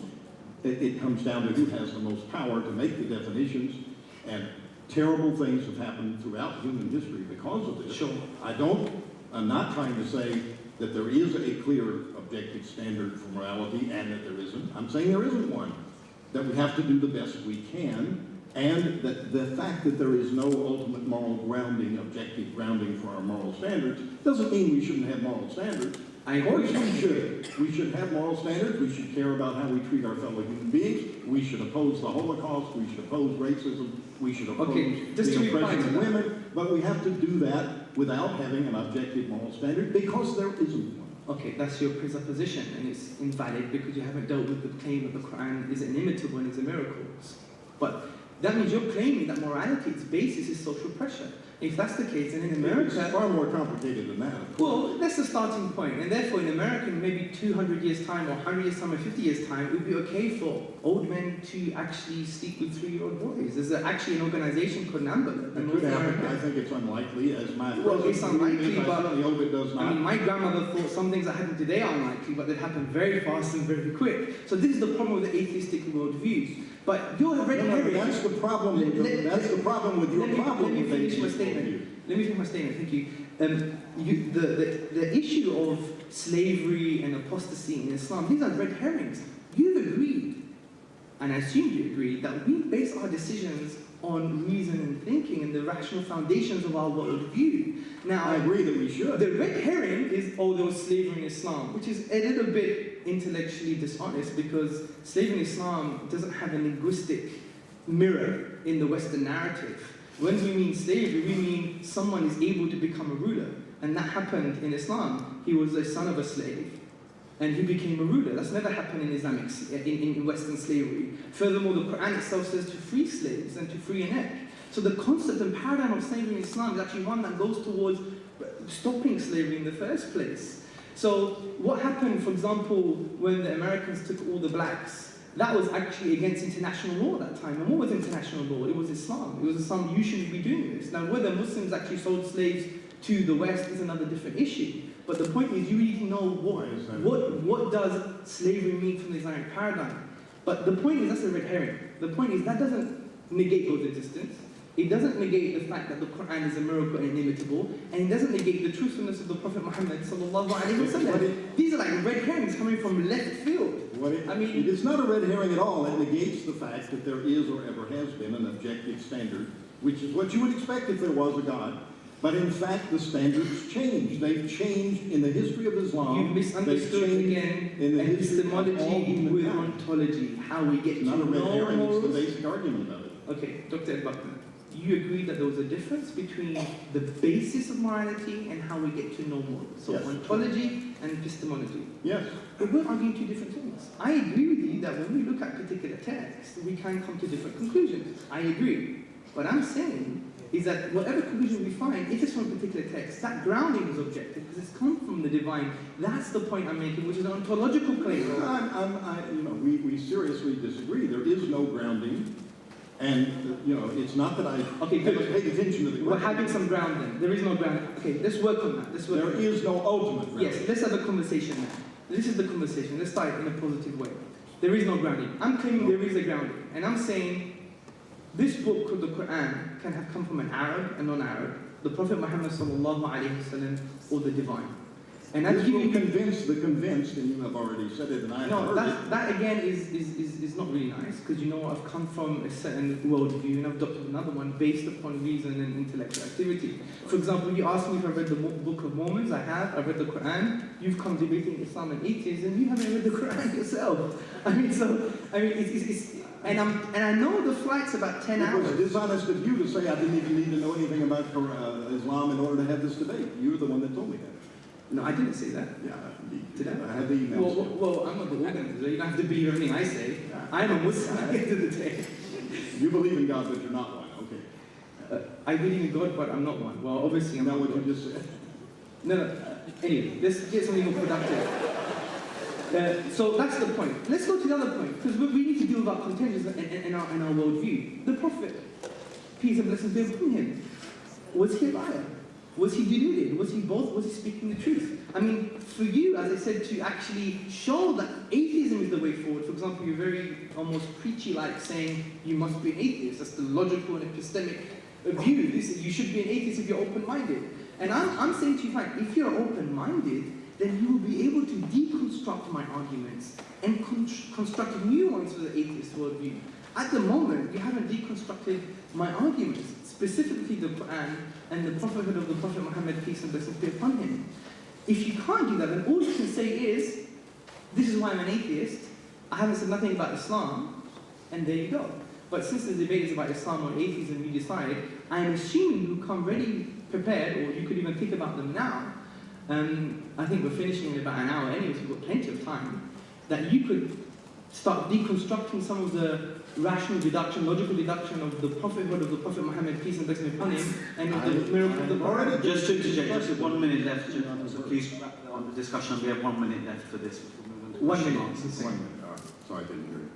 I have given you some deconstruction of that, which you've ignored. Okay. I have said that every sacred book on every religion, always, every one of them claims that their sacred book has characteristics that make it evident that it is divine.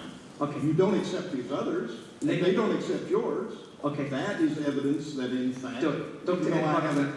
Again, listening is critical in positive debates. Let me tell you why. I have told you what my criteria are for a text to be from the divine, which were logically posterior to me even reading the Quran. It was logically before me reading the Quran. These are my criteria. Similarly, what you've done, you fall into a logical fallacy again. It's a fallacious claim. You're saying, just because generally all religions are like this, therefore, I haven't read the Quran, but the Quran must be like that. That is a logical... I didn't say it must be. I said if I Dr. Ed, let me finish.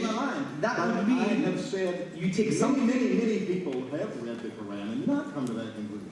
Ibn Warwick. But we're worried about your conclusions. Secondly, what we have to understand is this, is that you can't take something general and make it specific. This is well known in any type of Hellenistic logic. And it's I something think that we need to be careful about, because we could be intellectually dishonest to the audience, because you're saying, here's a generality, let's superimpose on something specific, something which doesn't No, make sense logically. I am saying very specifically that there is very, very good evidence to believe that there is no... You didn't say that. You're saying two different Yeah. things now. First you're saying, because other religions have these claims, now you're saying there is very good evidence. And a variety of arguments I that think I we put need- I forward think we that need you to have make not it- responded to. No, I think you need to make your mind up. And what's very interesting is... I have made my mind up pretty well. I think your claim should be that I've made it up too, though. Dr. Edward, I think when you say it's a bit more honest to say, you know what, guys, I've never read the Quran. I haven't analyzed Hamza's criteria for divine text. When I do that, I'll get back to you. Wouldn't that be a bit more That is sincere? what I said with regard to that argument. Wouldn't that be a bit more sincere? It's exactly what I said, so yes, of Well, course you it said is three sincere. things now. First you said there's good arguments, then you No, say the other first- religions have done it, your first and now argument- you're saying I'm being Your sincere first and I haven't argument read was it. in favor of my position. Your second argument and your third argument were things with which I'm not sufficiently familiar in the specific case of the Quran in Islam to... Okay, so you have no case and I then. didn't pretend that I could. But I did say that in general, when we find religious claims like that, they consistently, all of them say that. Now, how many religions must I examine before I realize that they're all like that? All of them to be 100% sure. All you need to do Okay, is examine gentlemen, we have to wrap this up. my criteria for revelation, something which you haven't done. Okay, let's wrap this up, gentlemen.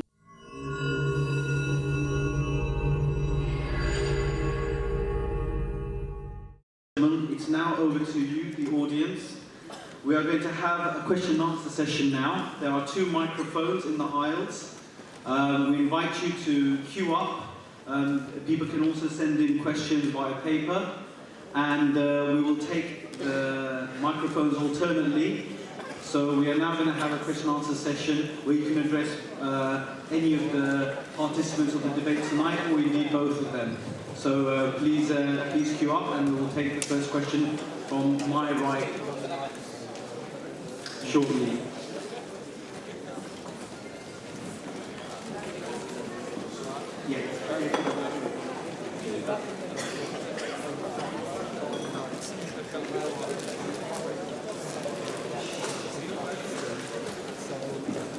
Right, we'll commence with the question and answer session now. Yes, the gentleman on my right over there. Thank you. Peace be upon all of you, brothers and sisters. I've just got some questions to clarify. Hopefully I can get a calm and logical answers for all our educated audience here. I'd just like to clarify, I would like you guys, if possible, to really clarify, assume as are dummies, yeah? Please provide succinct answers and logical ones about the existence of the universe, this physical universe. I think Brother Hamza has mentioned quite clear from Islamic perspective on the finite physical starting point of our universe. But I'm sure you guys have agreed earlier that the universe started from nothing, and Dr. Hamza was, Brother Hamza was pointing out how could nothing produce nothing, and there must be extra physical, which the potentiality of infinity. But just please, Dr. Ed, if you could explain in logical manner how this nothing could create something which is immense with what we're seeing today. Thank you. I heard very little of your question. I heard a little, and I think I can answer at least the last part based on what I heard. But either you should stand by, or maybe you can help me with this question. The last part which I did hear is, how could nothing have come from nothing, and how do I explain that? I accept the cosmologist's explanation that we had the Big Bang, that there was nothing before that, and that we actually know nothing, I mean nothing, about what was before that, because there was no time or space before that. We have no knowledge about it at all. We can, and many theists do, decide that we will call that nothing God. We can do as Hamza Tzortzis did, and use the first cause argument and say there must have been a cause and therefore we'll call it God. But that is illogical to make that is no more an argument for God than my saying the universe must have existed until the Big Bang, and before that there was nothing, and there is no cause. If you accept his argument that there has to have been a God, then the same things that led him to say that would lead you to say, okay, what caused God? When did God start existing? If it's not eternal, if we cannot have an infinite regress, we can't have causes causing causes, you have to stop somewhere. That is no reason to say, therefore, we have to stop with a step beyond our understanding and call that God or Allah. What you say is, look, before the beginning or before the start of the universe, we don't know. But saying we don't know is that's not evidence for God. That just means we don't know. And the first cause argument breaks down if you apply it to God, so apply it instead to the universe. The universe is the first cause of everything we see here today. And the physical constants and pressures and processes that led to what we are. I don't know if I answered the first part of your question. I really didn't hear most of it. So Just one short answer, either yes or no. Do you think nothing can lead to something? Either yes or no? Just to make it... I think obviously we had at the beginning of the universe something coming from nothing. Or from nothing that we know anything about. Yes. Okay, I mean, I think we could respond to each question. Dr. Ed Buckner, again, the listening. I haven't given you a first cause argument. I'm giving you an argument the following way. Whatever begins to exist has a cause. That premise you cannot deny. If a pink elephant popped right next to me, and I said this came out of nothing, then, well, it came out of nothing. So what caused God? Well, listen to, I'm going to answer that question. What's very interesting as well is that if we follow your philosophy of that things can come out of nothing, then there is no point even having a conversation. Do you know why? Because I can claim anything. You know what? Oh my God. My mother is not my mother. She's actually a grey rhino that was born on Pluto, and she flew here in a giant feather.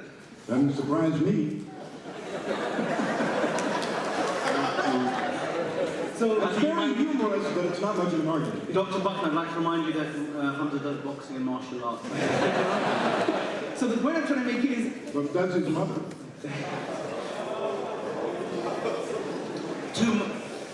Okay, let me just finish the question. I think two mama cusses is too much for you. I think we have to put a stop to that. So the point I'm trying to make is this, is that if we go down your route, then we can't have science, we can't have philosophy, we can't have logic, no point opening a bank, no point living, no point discussing, no point searching for truth. So we can't go down that route because it's contradictory and it goes against things that we already know to be true. Now you said what That's obviously not true. Now you said what caused God. But the question here is not even about causality, it's whatever begins to exist has a cause. We're saying God never began to exist, by concept and by principle. And for you to say then what caused God, well let's ask the question, then what caused the cause that caused God? Now if we do that ad infinitum, then there's no God, and there's no creation. So by rational necessity, it's telling us there's a cause. And I'm not saying now, and again, listening is very important. I'm not saying now, there's a cause for the universe, therefore it must be God. I even mentioned that. How do we know it's Allah? How do we know it's Jesus? How do we know who this thing is? I said upon something called conceptual analysis, we come to the conclusion it must be one, eternal, unique, immaterial, and personal. And this is why it's unfair to say, oh, it's the prime mover argument, it's the first cause argument. I've given you the reasons why that's not the case. So let's be attentive. Well, it's not. How is it the same argument? Explain to me. Okay, I think we've allowed each speaker to have a crack at that question. Can we take a question from that side, please? Yes, sister. Assalamu alaikum. I just want to point to something that hasn't been addressed yet by Brother Hamza. Dr. Ed Buckner mentioned that because Allah has many names and many attributes, that therefore is contradictory. Yeah. So if I were to say that you, Sir Ed Buckner, is someone who is calm but then can be angered, somebody who is generous but then somebody who can be spiteful, all these attributes can be part of your character, but that doesn't mean that, therefore, does not mean that you are not Ed Buckner. It is not contradictory to yourself. It is not contradictory, of course, to say that a character, whether Ed Buckner or God, not quite. quite the equivalent, but any individual or character can have complex characteristics, be one thing at one time and one thing another, and that was not the point that I was saying is contradictory. Remember, this was in regard to the problem of evil, the problem of suffering. This is, Hamza has said in his writing that this is not a problem because God has many faces, because there are many different names for Allah. But I don't think that Islam, except as one of the names for Allah, capricious and pointless killer of children. And yet in the tsunami of 250,000 dead, thousands and thousands of children were killed pointlessly. That is not consistent with a God, a good God, a bad God, or a God with many names. That was my point. This also shows the difference between the atheist worldview and the Islamic worldview. Let me give you a scenario. The atheist worldview is as follows. You have a crap life, in a crap existence, being very poor, a tsunami comes, you drown and you die. Atheist worldview. That's it. Islamic worldview, you have a bad existence, you have no money, a tsunami comes, you drown, you die, and oh, here's eternal bliss. I'm not saying which one. You can characterize the Islamic point of view, but you did not correctly characterize the atheistic point of view. Well, in fairness, you characterize my own mother, so I could do what I like now. No, you didn't characterize it accurately. So basically, I don't like when people don't characterize my views and then claim they have. okay, my view of the atheistic worldview. And the point is, I think you misread my article, which is quite interesting. You actually read my article. But you should read the Quran first next time, yeah? The point I'm trying to make is this, is that we believe God has many names and attributes. And one of the names and attributes is that He's the wise. Now, He's what? He's the wise. The wise. There's wisdom in things.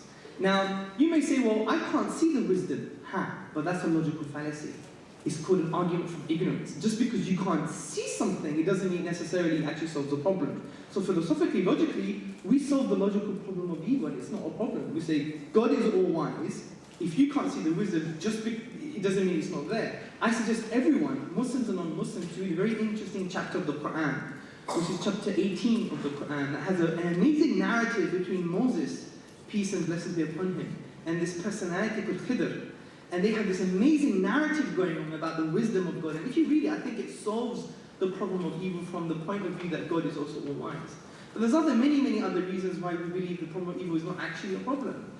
Because we believe people who drown, they have eternal bliss. We believe people who are buried under rubble, they have eternal bliss. Anyone who has illnesses from the stomach have eternal bliss. To the point when they're in this bliss, they'll look back and say, I would do it again to be in this state. Do you see? But from the logical I see that you believe that. I understand that Islam of course. Muslims believe that, but that's not evidence for its truth. And the point I was making is that you have a reality which is inconsistent with the designer God. You have a reality that you would get if, in fact, these things evolve. Biological evolution, the evolution of the universe, the breaking up of planets, spinning off, and so forth. You have physical forces that do terribly destructive things that obviously don't care about human beings. I'm not trying to say that your God is evil and goes around killing little kids. I'm trying to say that the natural forces go around killing little kids, and that's inconsistent with the existence of any God. No, it's not. It's inconsistent. It is, whether you say it is or not. Well, that's fine. You can speak by yourself. But the thing is, let me give you my perspective. It's inconsistent if you believe God is just good. Muslims don't believe God is just good. If it's just good, like I know Christian theology has developed a lot now, but many in the past, they thought God is just love. I don't see much love, therefore, oh my God, what's the problem? We're saying we have a little bit more of a comprehensive view on who God is. He's the just, He's the kind, He's the wise, He's the one who punishes, etc., etc. And these are reconcilable concepts that deal with reality. He's the one who kills several 100,000 people and we can't understand anything about why. But no. So that makes him... See, there's a difference. If you don't understand why, it doesn't negate existence. Again, that's a logical fallacy. An argument of ignorance. It just because the basis for believing that it makes sense to believe in a God when you have such an irrational you are conflating from an existence of something, again, ontology, to finding out things about something. So you're always conflicting between ontology and epistemology. I'm saying you're doing that that, trying to find out swaying something about like God a boat on a and all very this evidence dodgy about ocean. God makes no sense. Okay, I think That's the fine. arguments you made are- Let's move forward. Let's move forward. Let's question from that side, please. Bismillahirrahmanirrahim. Assalamualaikum warahmatullah. And good evening to all. My name is Firdaus. I'm a Muslim in faith. I'm from Malaysia. I have a question to both of you. What if you are wrong? I repeat, what if you are wrong? Okay. And specifically to Brother Dr. A, I have a Quran for you as a symbol of friendship. What if you're wrong, Quran? Please have to read on the plane home. He's giving you a copy of the Quran, so where do we have it?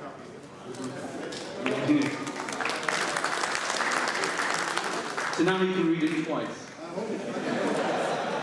Right, so first of all, that question which is regarding what if you're wrong, let Hamza do it first on that one. What if you're wrong? This is equivalent of the argument of Pascal's wager. He was saying you should be someone who believes in a religion because, you know, the consequences of believing that are tremendous. I think the question is wrong as well because the question assumes relativism and skepticism and something that I don't really think is a valid worldview, that you may be right, you may be wrong, it's all relative, there is no real truth. So I don't agree with the philosophy behind that question, but just to entertain it, if I'm wrong, then it's fine. If he's wrong, he's in trouble. It's very interesting that you don't think Pascal's wager is worth considering and then you just repeated it. Well, just for the Let human me comment on it. There are a number of reasons why there are problems with Pascal's wager, and you should stop when you had finished rejecting it and not repeat it, getting the wonderful laugh from the audience. In fact, what if you are wrong implies there are only two possibilities, and there are thousands. There are thousands of religions in the world, and many of those religions will insist that you believe their particular view or else you go to hell. Now, Pascal's wager makes no sense on that ground. It also makes no sense on the ground that you can't force yourself to accept something that doesn't make any sense to you, that you think that is not well supported, even if you think there are consequences. If I'm not mistaken, I don't know about Islam. I know in Christian terms, their beliefs are that God can read your mind and knows what you're thinking. So pretending you believe when you really don't doesn't help you. You got to actually believe. I suspect the same thing is true for Islam. So I can't actually believe unless I've got some good reasons to, and I haven't seen any. And the fact that I haven't read this book should not give you much hope, because I've read lots of holy books and they haven't been successful in persuading me. So Pascal's wager fails on so many different subjects. One, my favorite is, and this is as much a possibility as the others, imagine that there is a God, we can call her a female just to make it interesting. There's a female God who wants in her heaven with her only people who are intelligent enough to reject the inadequate evidence that she has provided. So only atheists go to heaven, and all of the believers go elsewhere. Now, I don't believe that. I'm not saying I do. It's not a supportable belief, but it's just as well supported as any other variation of Pascal's wager. So and a more serious answer to the Pascal's wager question is, if he is wrong, then he has wasted a great deal of his obvious talent as a speaker and his considerable energy and time and education pursuing a will of the wisp that will carry him nowhere. Islam has some value. I told you at the very beginning of my first talk that Islam has a reputation for being hospitable and friendly and gracious. So if in fact that religion or that combination of culture and religion succeeds in making you hospitable people and being good to each other, that's a great thing, and I'm in favor of it. But there is no two choices and you have to make the right one or you go to hell, and I don't think a serious Muslim would believe that either. Yeah, you're right. Okay, let's take another question from this side. Yes, sister. Hello, Sallallahu, good Wa evening. alaikum assalam. Dr. Buckner. I just wanted to know, because you haven't really offered us like an alternative point of view, I really want to know what your ideology is what do you think the purpose of existence is, and what the point of your life is? Well, I don't think there is any point to our existence if by that you mean external to human beings, if you mean ultimate, if you mean where we are finally going in the long run. I don't think there is any such, there is no answer to that. I believe that life is arbitrary and capricious and meaningless from a point of view outside of human society. But I think that what matters is our view inside, the subjective view, and I think it's very important that we treat each other well, that we live a good, rich life. I said much earlier that I disagreed with Hamza's characterization of what I think the atheist view of life is. And I think the atheist view of life is you only get one, you better do it right. And the way you do it right is to pay attention to your fellow man, be respectful of your fellow man, be interested in your fellow man and fellow woman's ideas, principles, that you be gracious, that you be hospitable. Well, I am very much a secular humanist as well as an atheist. But why? Why? Because that gives me a richer, fuller life, and those that I have come to love and care about a richer, fuller life. And human life is worthwhile and valuable and worth protecting and interesting from the subjective point of view of human beings. You do have to start with a principle or two, and you have to accept those principles, but you can't expect them to be absolute grounding. That won't work. You start with the principle that you should do no unnecessary harm, as the Christians put it, do unto others as you would have them do unto you. And there are variations of that in almost every human culture we know anything about. Confucian China, and I'm sure there is in Islam as well. I'm just going to be very quick on just my 10 cents on that. And when you mentioned about, Islam mixed with culture may have some good things, etc., I think that's quite unfair.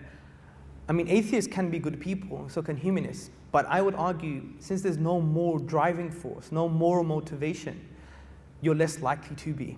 And that's actually not just an outdated cliche coming from the religious masses, because before the Christians and the Muslims would be like, you're an atheist, you're a bad person. But that's not really true, and I agree with that, because Dr. Ed Buckner, besides the fact that he cusses my mother, is still a really nice guy.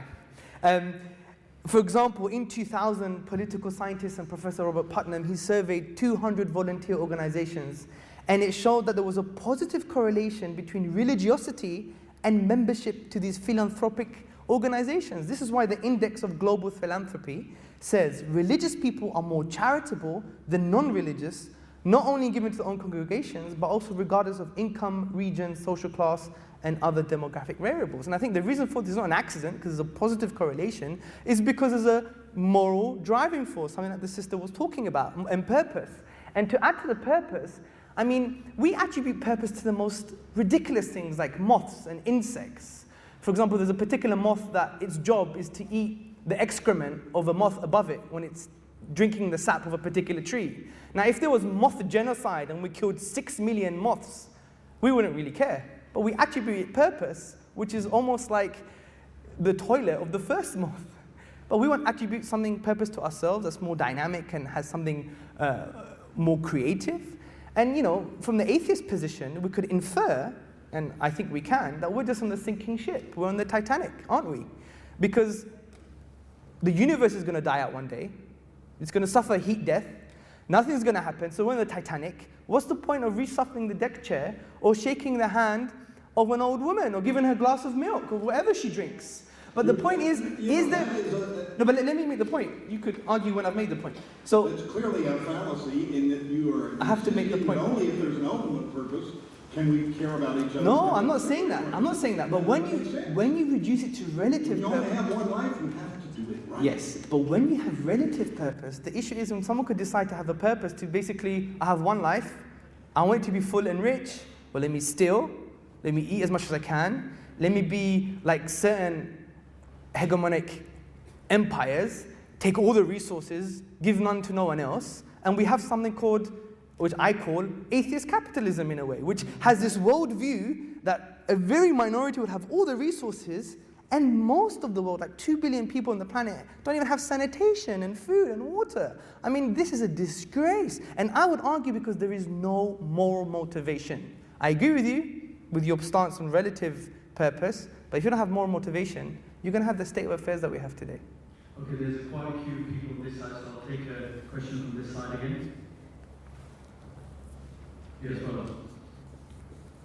Thank you to both speakers. I really enjoyed the debate. I really enjoyed listening to both perspectives, and I found it very informative, very educated, and it's something new for me, so I'm very grateful for that to both of you. My question has sort of been covered earlier, but I really appreciate a much more clear response from Mr. Buckner. With regards to the afterlife, as Muslims, we believe that after we die, our soul will live on and we will be held accountable for our actions, our intentions, what we did, what we saw, what we thought, and so on and so forth. What is the atheist alternative to this? Can I, as someone who you believe should consider atheism, truly believe that my end, as a normal, boring, average student who lives in London, having not murdered anyone, not raped anyone, not robbed anyone, will be exactly the same, soil and worm food as Hitler, who killed 6 million Jews, and because of whom 65 million people died in the world wars, as Pete Sutcliffe, who raped and killed 17 women. Is my end really the same as this, as George Bush, who's responsible for the murder of hundreds and thousands in Iraq and Afghanistan? Is my end, my normal, boring existence end, the same as all these?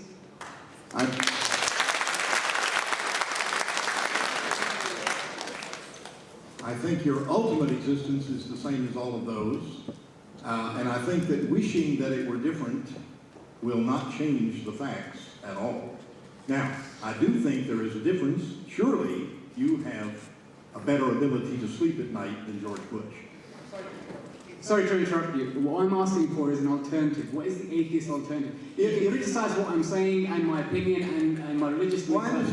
I do what is the atheist alternative? What do you believe will happen after you die? Yeah, if I could give you an alternative that led to something better than this life, sure, I would do that. I mean, I'm not opposed to a future life of rewards and punishments. And Thomas Jefferson, one of our greatest leaders, believed in such a thing, even though he was certainly not a Christian. So I'm not saying that it wouldn't be wonderful somehow to imagine that justice ultimately will be done. I'm not saying that there's not a very tantalizing possibility about a future life. I think that's what has kept the irrational idea of a future life alive for generations and generations of human beings, Muslims, Christians, and others, that there is some future life. But that's not evidence that there is any such future life. The fact that you want it, I want to win the lottery and I haven't done it yet. Desire does not produce what you want. So I would urge you to live a realistic life, to understand that when you die, you're gone and there is no more. You'll have the same kind of feeling and existence and pain and everything else after you die as you had before you were born. None at all. There's nothing to worry about. You're not going to hell. There isn't anything in the future. I can't prove that. I'm not trying to insist that it must be true.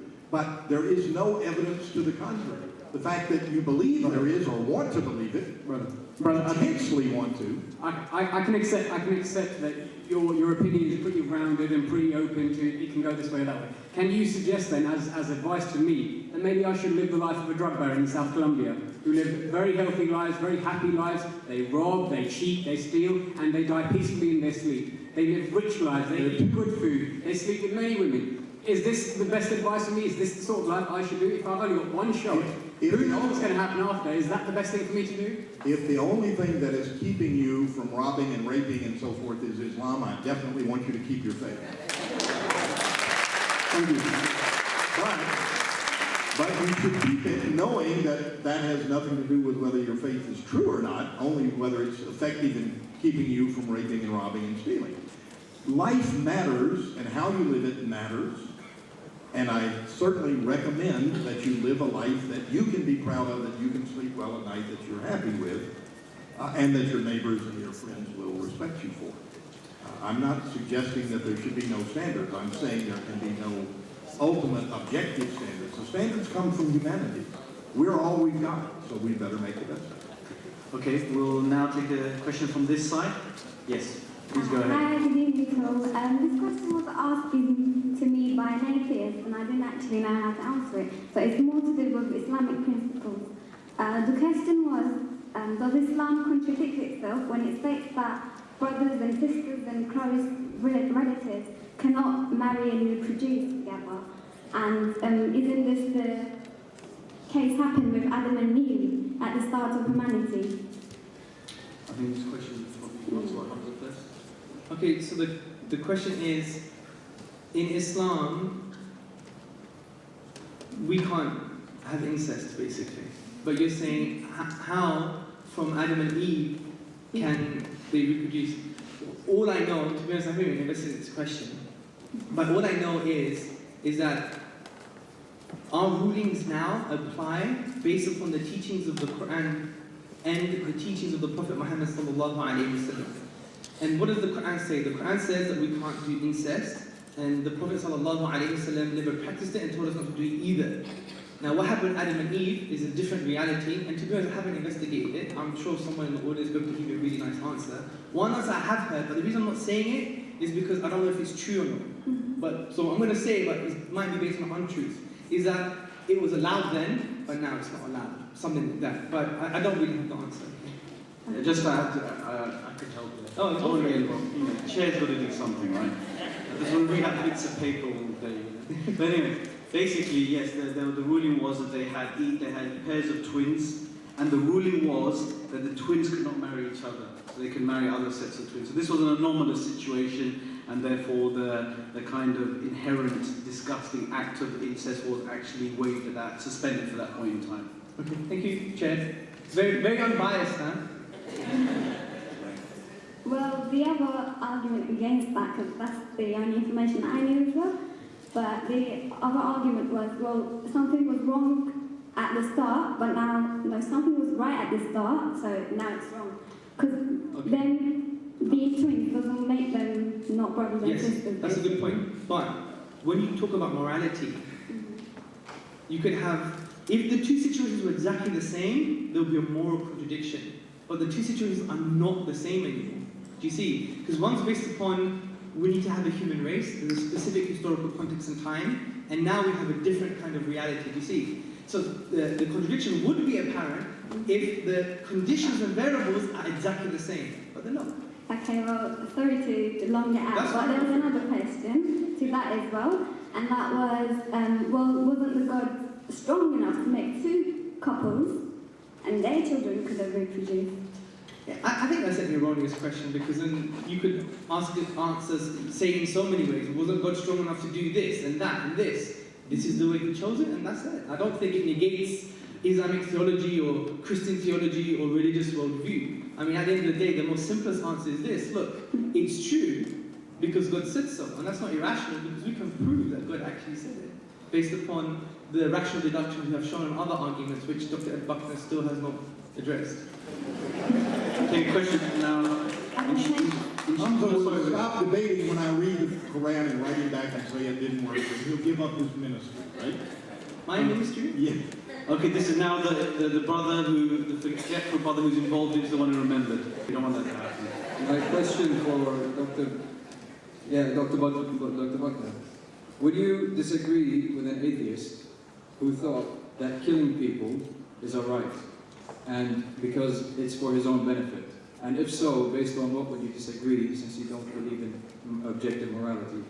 And then, if you do accept it, then yes, it is okay if that's his personal beliefs. Then, yeah, that's what they believe. Then then if we were all atheists, we wouldn't be able to really find a common ground and wouldn't be able to get together, because each person would have a different belief on what's right and what's wrong. And so is it not better for the world to not accept atheism, because it wouldn't cause any, like I said. The basic question about subjective morality and I understand. I did hear him. I understood. At least I think I did. If I misheard him, he'll tell me, I hope. If I knew an atheist who thought it was okay or a good idea for him to kill some people because it would be an advantage to him, would I argue with him, and if so, on what grounds? That's summarizes more or less what you said, yes? The answer is, of course I would argue with him. I would argue with him on a number of grounds.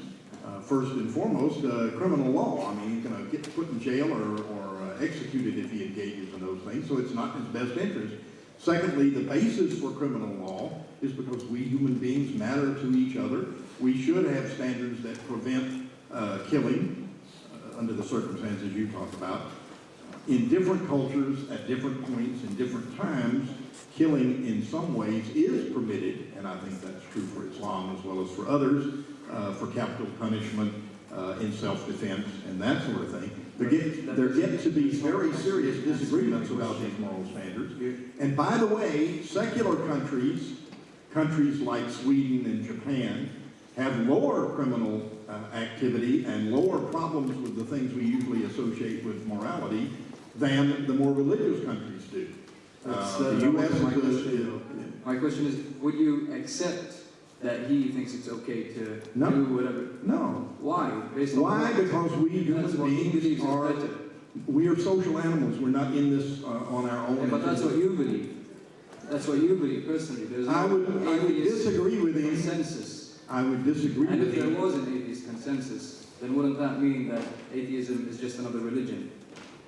I don't think atheism is just another religion, and I would disagree with that atheist on pretty much the same grounds that Hamza does, except that I wouldn't refer to the Quran or to Allah in explaining it to him. I would say it's not your best interest, it's not in the interest of society, it's against the law, it's destructive of culture. So you're referring to yourself then? Which is all anybody does. Yes, and him referring to himself is better to kill whatever person. Maybe they knew the dark secret. No, it's the same for everybody, including my good friend Hamza here and all of you. No, you would say that it came from God, but in fact it does not. Our moralities are not based on our personal reference. It's based on what God tells us through the Quran. But you're saying that we should base our beliefs on our own reference. I'm saying you do base it on what your culture, what your evolved social setting has taught you. Well, no, and then you not. say, oh, okay, it's reinforced by what's in the Quran. That's what I believe, or the Bible, or whatever, the Book of Mormon. So but in fact, human beings don't behave that way. In reality, human beings develop what they want to do, then they find standards for it, and fortunately, there are many standards that we can develop out of self-interest. Out of, it's not, my friends, the objectivists, claim that that's an objective standard, and I disagree, but it is a basis for developing moral standards, and it's one we use and have for thousands and thousands, probably hundreds of thousands of generations. Okay, we'll finish that discussion there. We'll just take one more question from this side. You are welcome to come and speak to any of the speakers after the debate tonight and address your questions personally. So thank you very much for being patient. Unfortunately, we've only got a fixed amount of time. So we'll just take one question from that side and then we'll have the final 3-minute summary from each speaker. Okay, I've got 2 questions. The first one is, one question. How do you explain the fact that we are on Earth and that we exist as atheists? How do I explain that we human beings exist? Yeah, how do you explain the fact that we're here talking now? Well, it'll only take me a few hours, but let me give it a stab. Biologically, we exist because of evolution. The processes which are now very well understood evolved from a variety of other animals. I started to say lower animals, but actually there's no lower and higher in evolution. But if we evolved from animals, how come there's still those animals around today? well, all of the animals that are around today evolved from earlier varieties of animal. And if you trace it all the way back, we have common ancestors, but it's not that we replace the monkeys or that we replace the insects. All of the animals and plants and bacteria and other forms of life that are around today evolved from earlier forms and ultimately, probably from only one form. And how that happened, no one knows yet. And I certainly don't claim that I do either. Now there's something that's far more important, probably, at least to us, than mere biological evolution, and that's cultural development, which has some things in common with evolution, It does change over time. It does get selected out by various pressures, but it's not at all the same thing as biological evolution.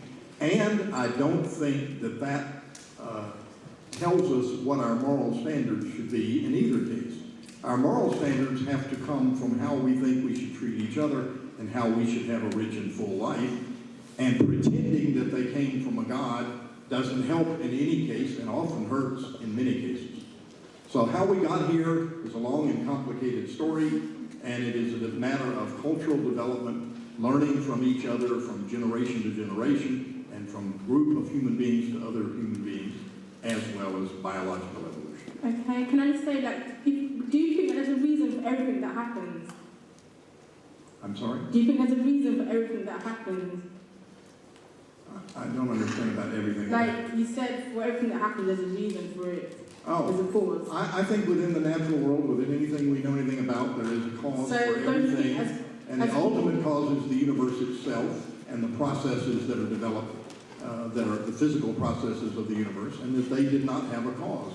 And I think that that is exactly equivalent, theoretically, to saying there's a God and he didn't have a cause. You know, you don't really have a first cause available to anybody, whether they're religious or not. You have to say somewhere it started. You want to believe it was a God. You can say it was Allah, but you have no evidence for that. I say the universe. The natural universe just is. It's a brute fact. It wasn't caused. We don't know why the Big Bang happened. It probably wasn't a why, an answer to that. Okay, I think the discussion's going to carry on, as I said, afterwards, because we've got a tight schedule. We also need to pray Maghrib Salah. Dr. Buckner won't be leading it. I think that's quite safe to say. His Quran, you know, he hasn't read the Quran. I suspect that the conversation will carry on for a very long time.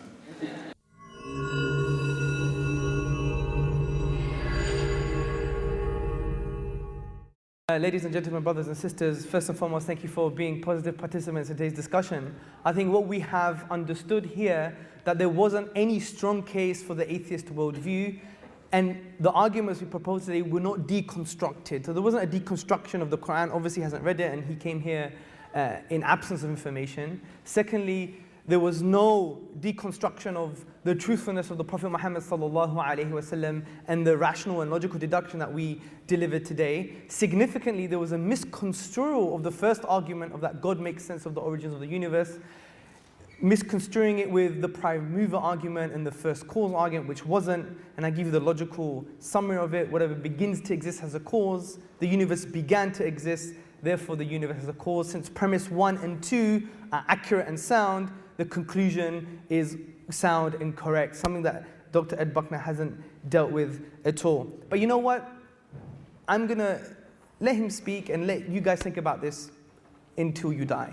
I think what's very important is to speak about something else. I know I have about a minute and a half. And it's actually to reflect on your own sense of being. Okay? What does it mean to be a human being? What it means to be a human being is actually to really introspect very carefully. You know, we have huge egos. We always do exospection. We always look outside of ourselves, but rarely do we think within ourselves. Now, in Islam, we have a concept called the Fitrah, which is the natural innate disposition, which is supported by external arguments such as anthropologists from the University of Pennsylvania. They said if you put kids on a desert island, they're going to have this inclination for spirituality, this inclination to believe in God and His oneness. That inclination cannot be justified biologically. It doesn't have an evolutionary justification. And when we reflect upon this, it would give us the driving force and the inspiration, and our souls will shake with awe to trying to find out what really is our purpose and how do we fix this mess that we have created in the human world.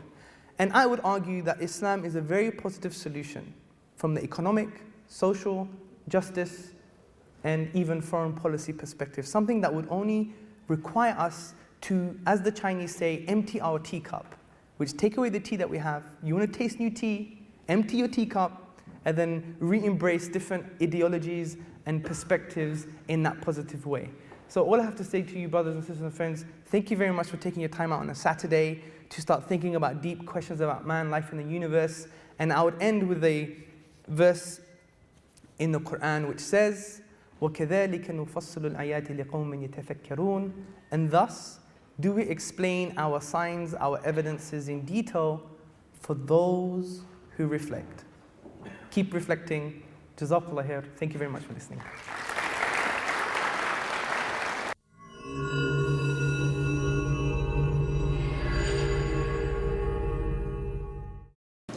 Thank you.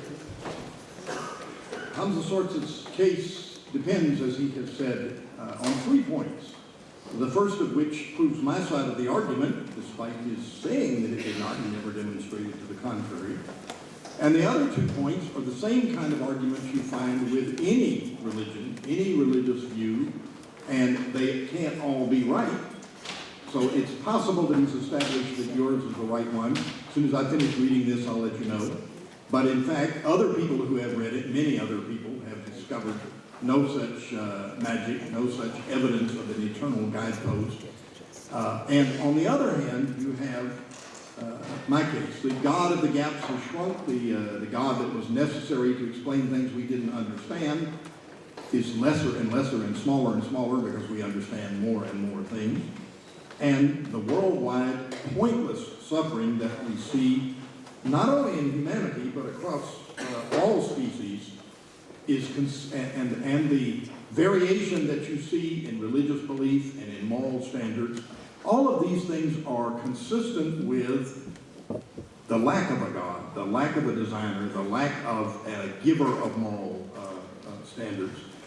And that does not, I guess, prove atheism, but it's something he has not responded to or answered.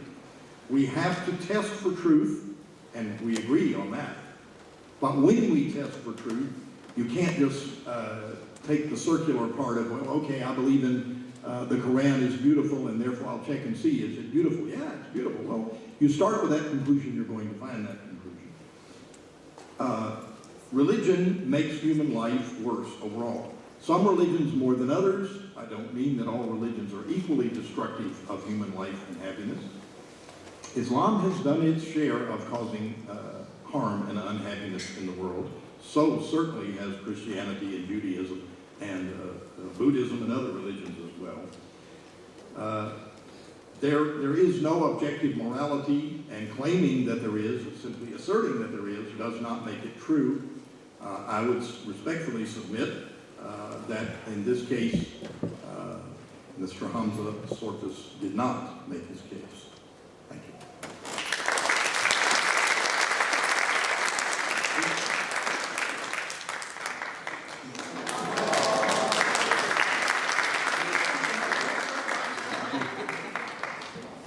Thank you very much, gentlemen.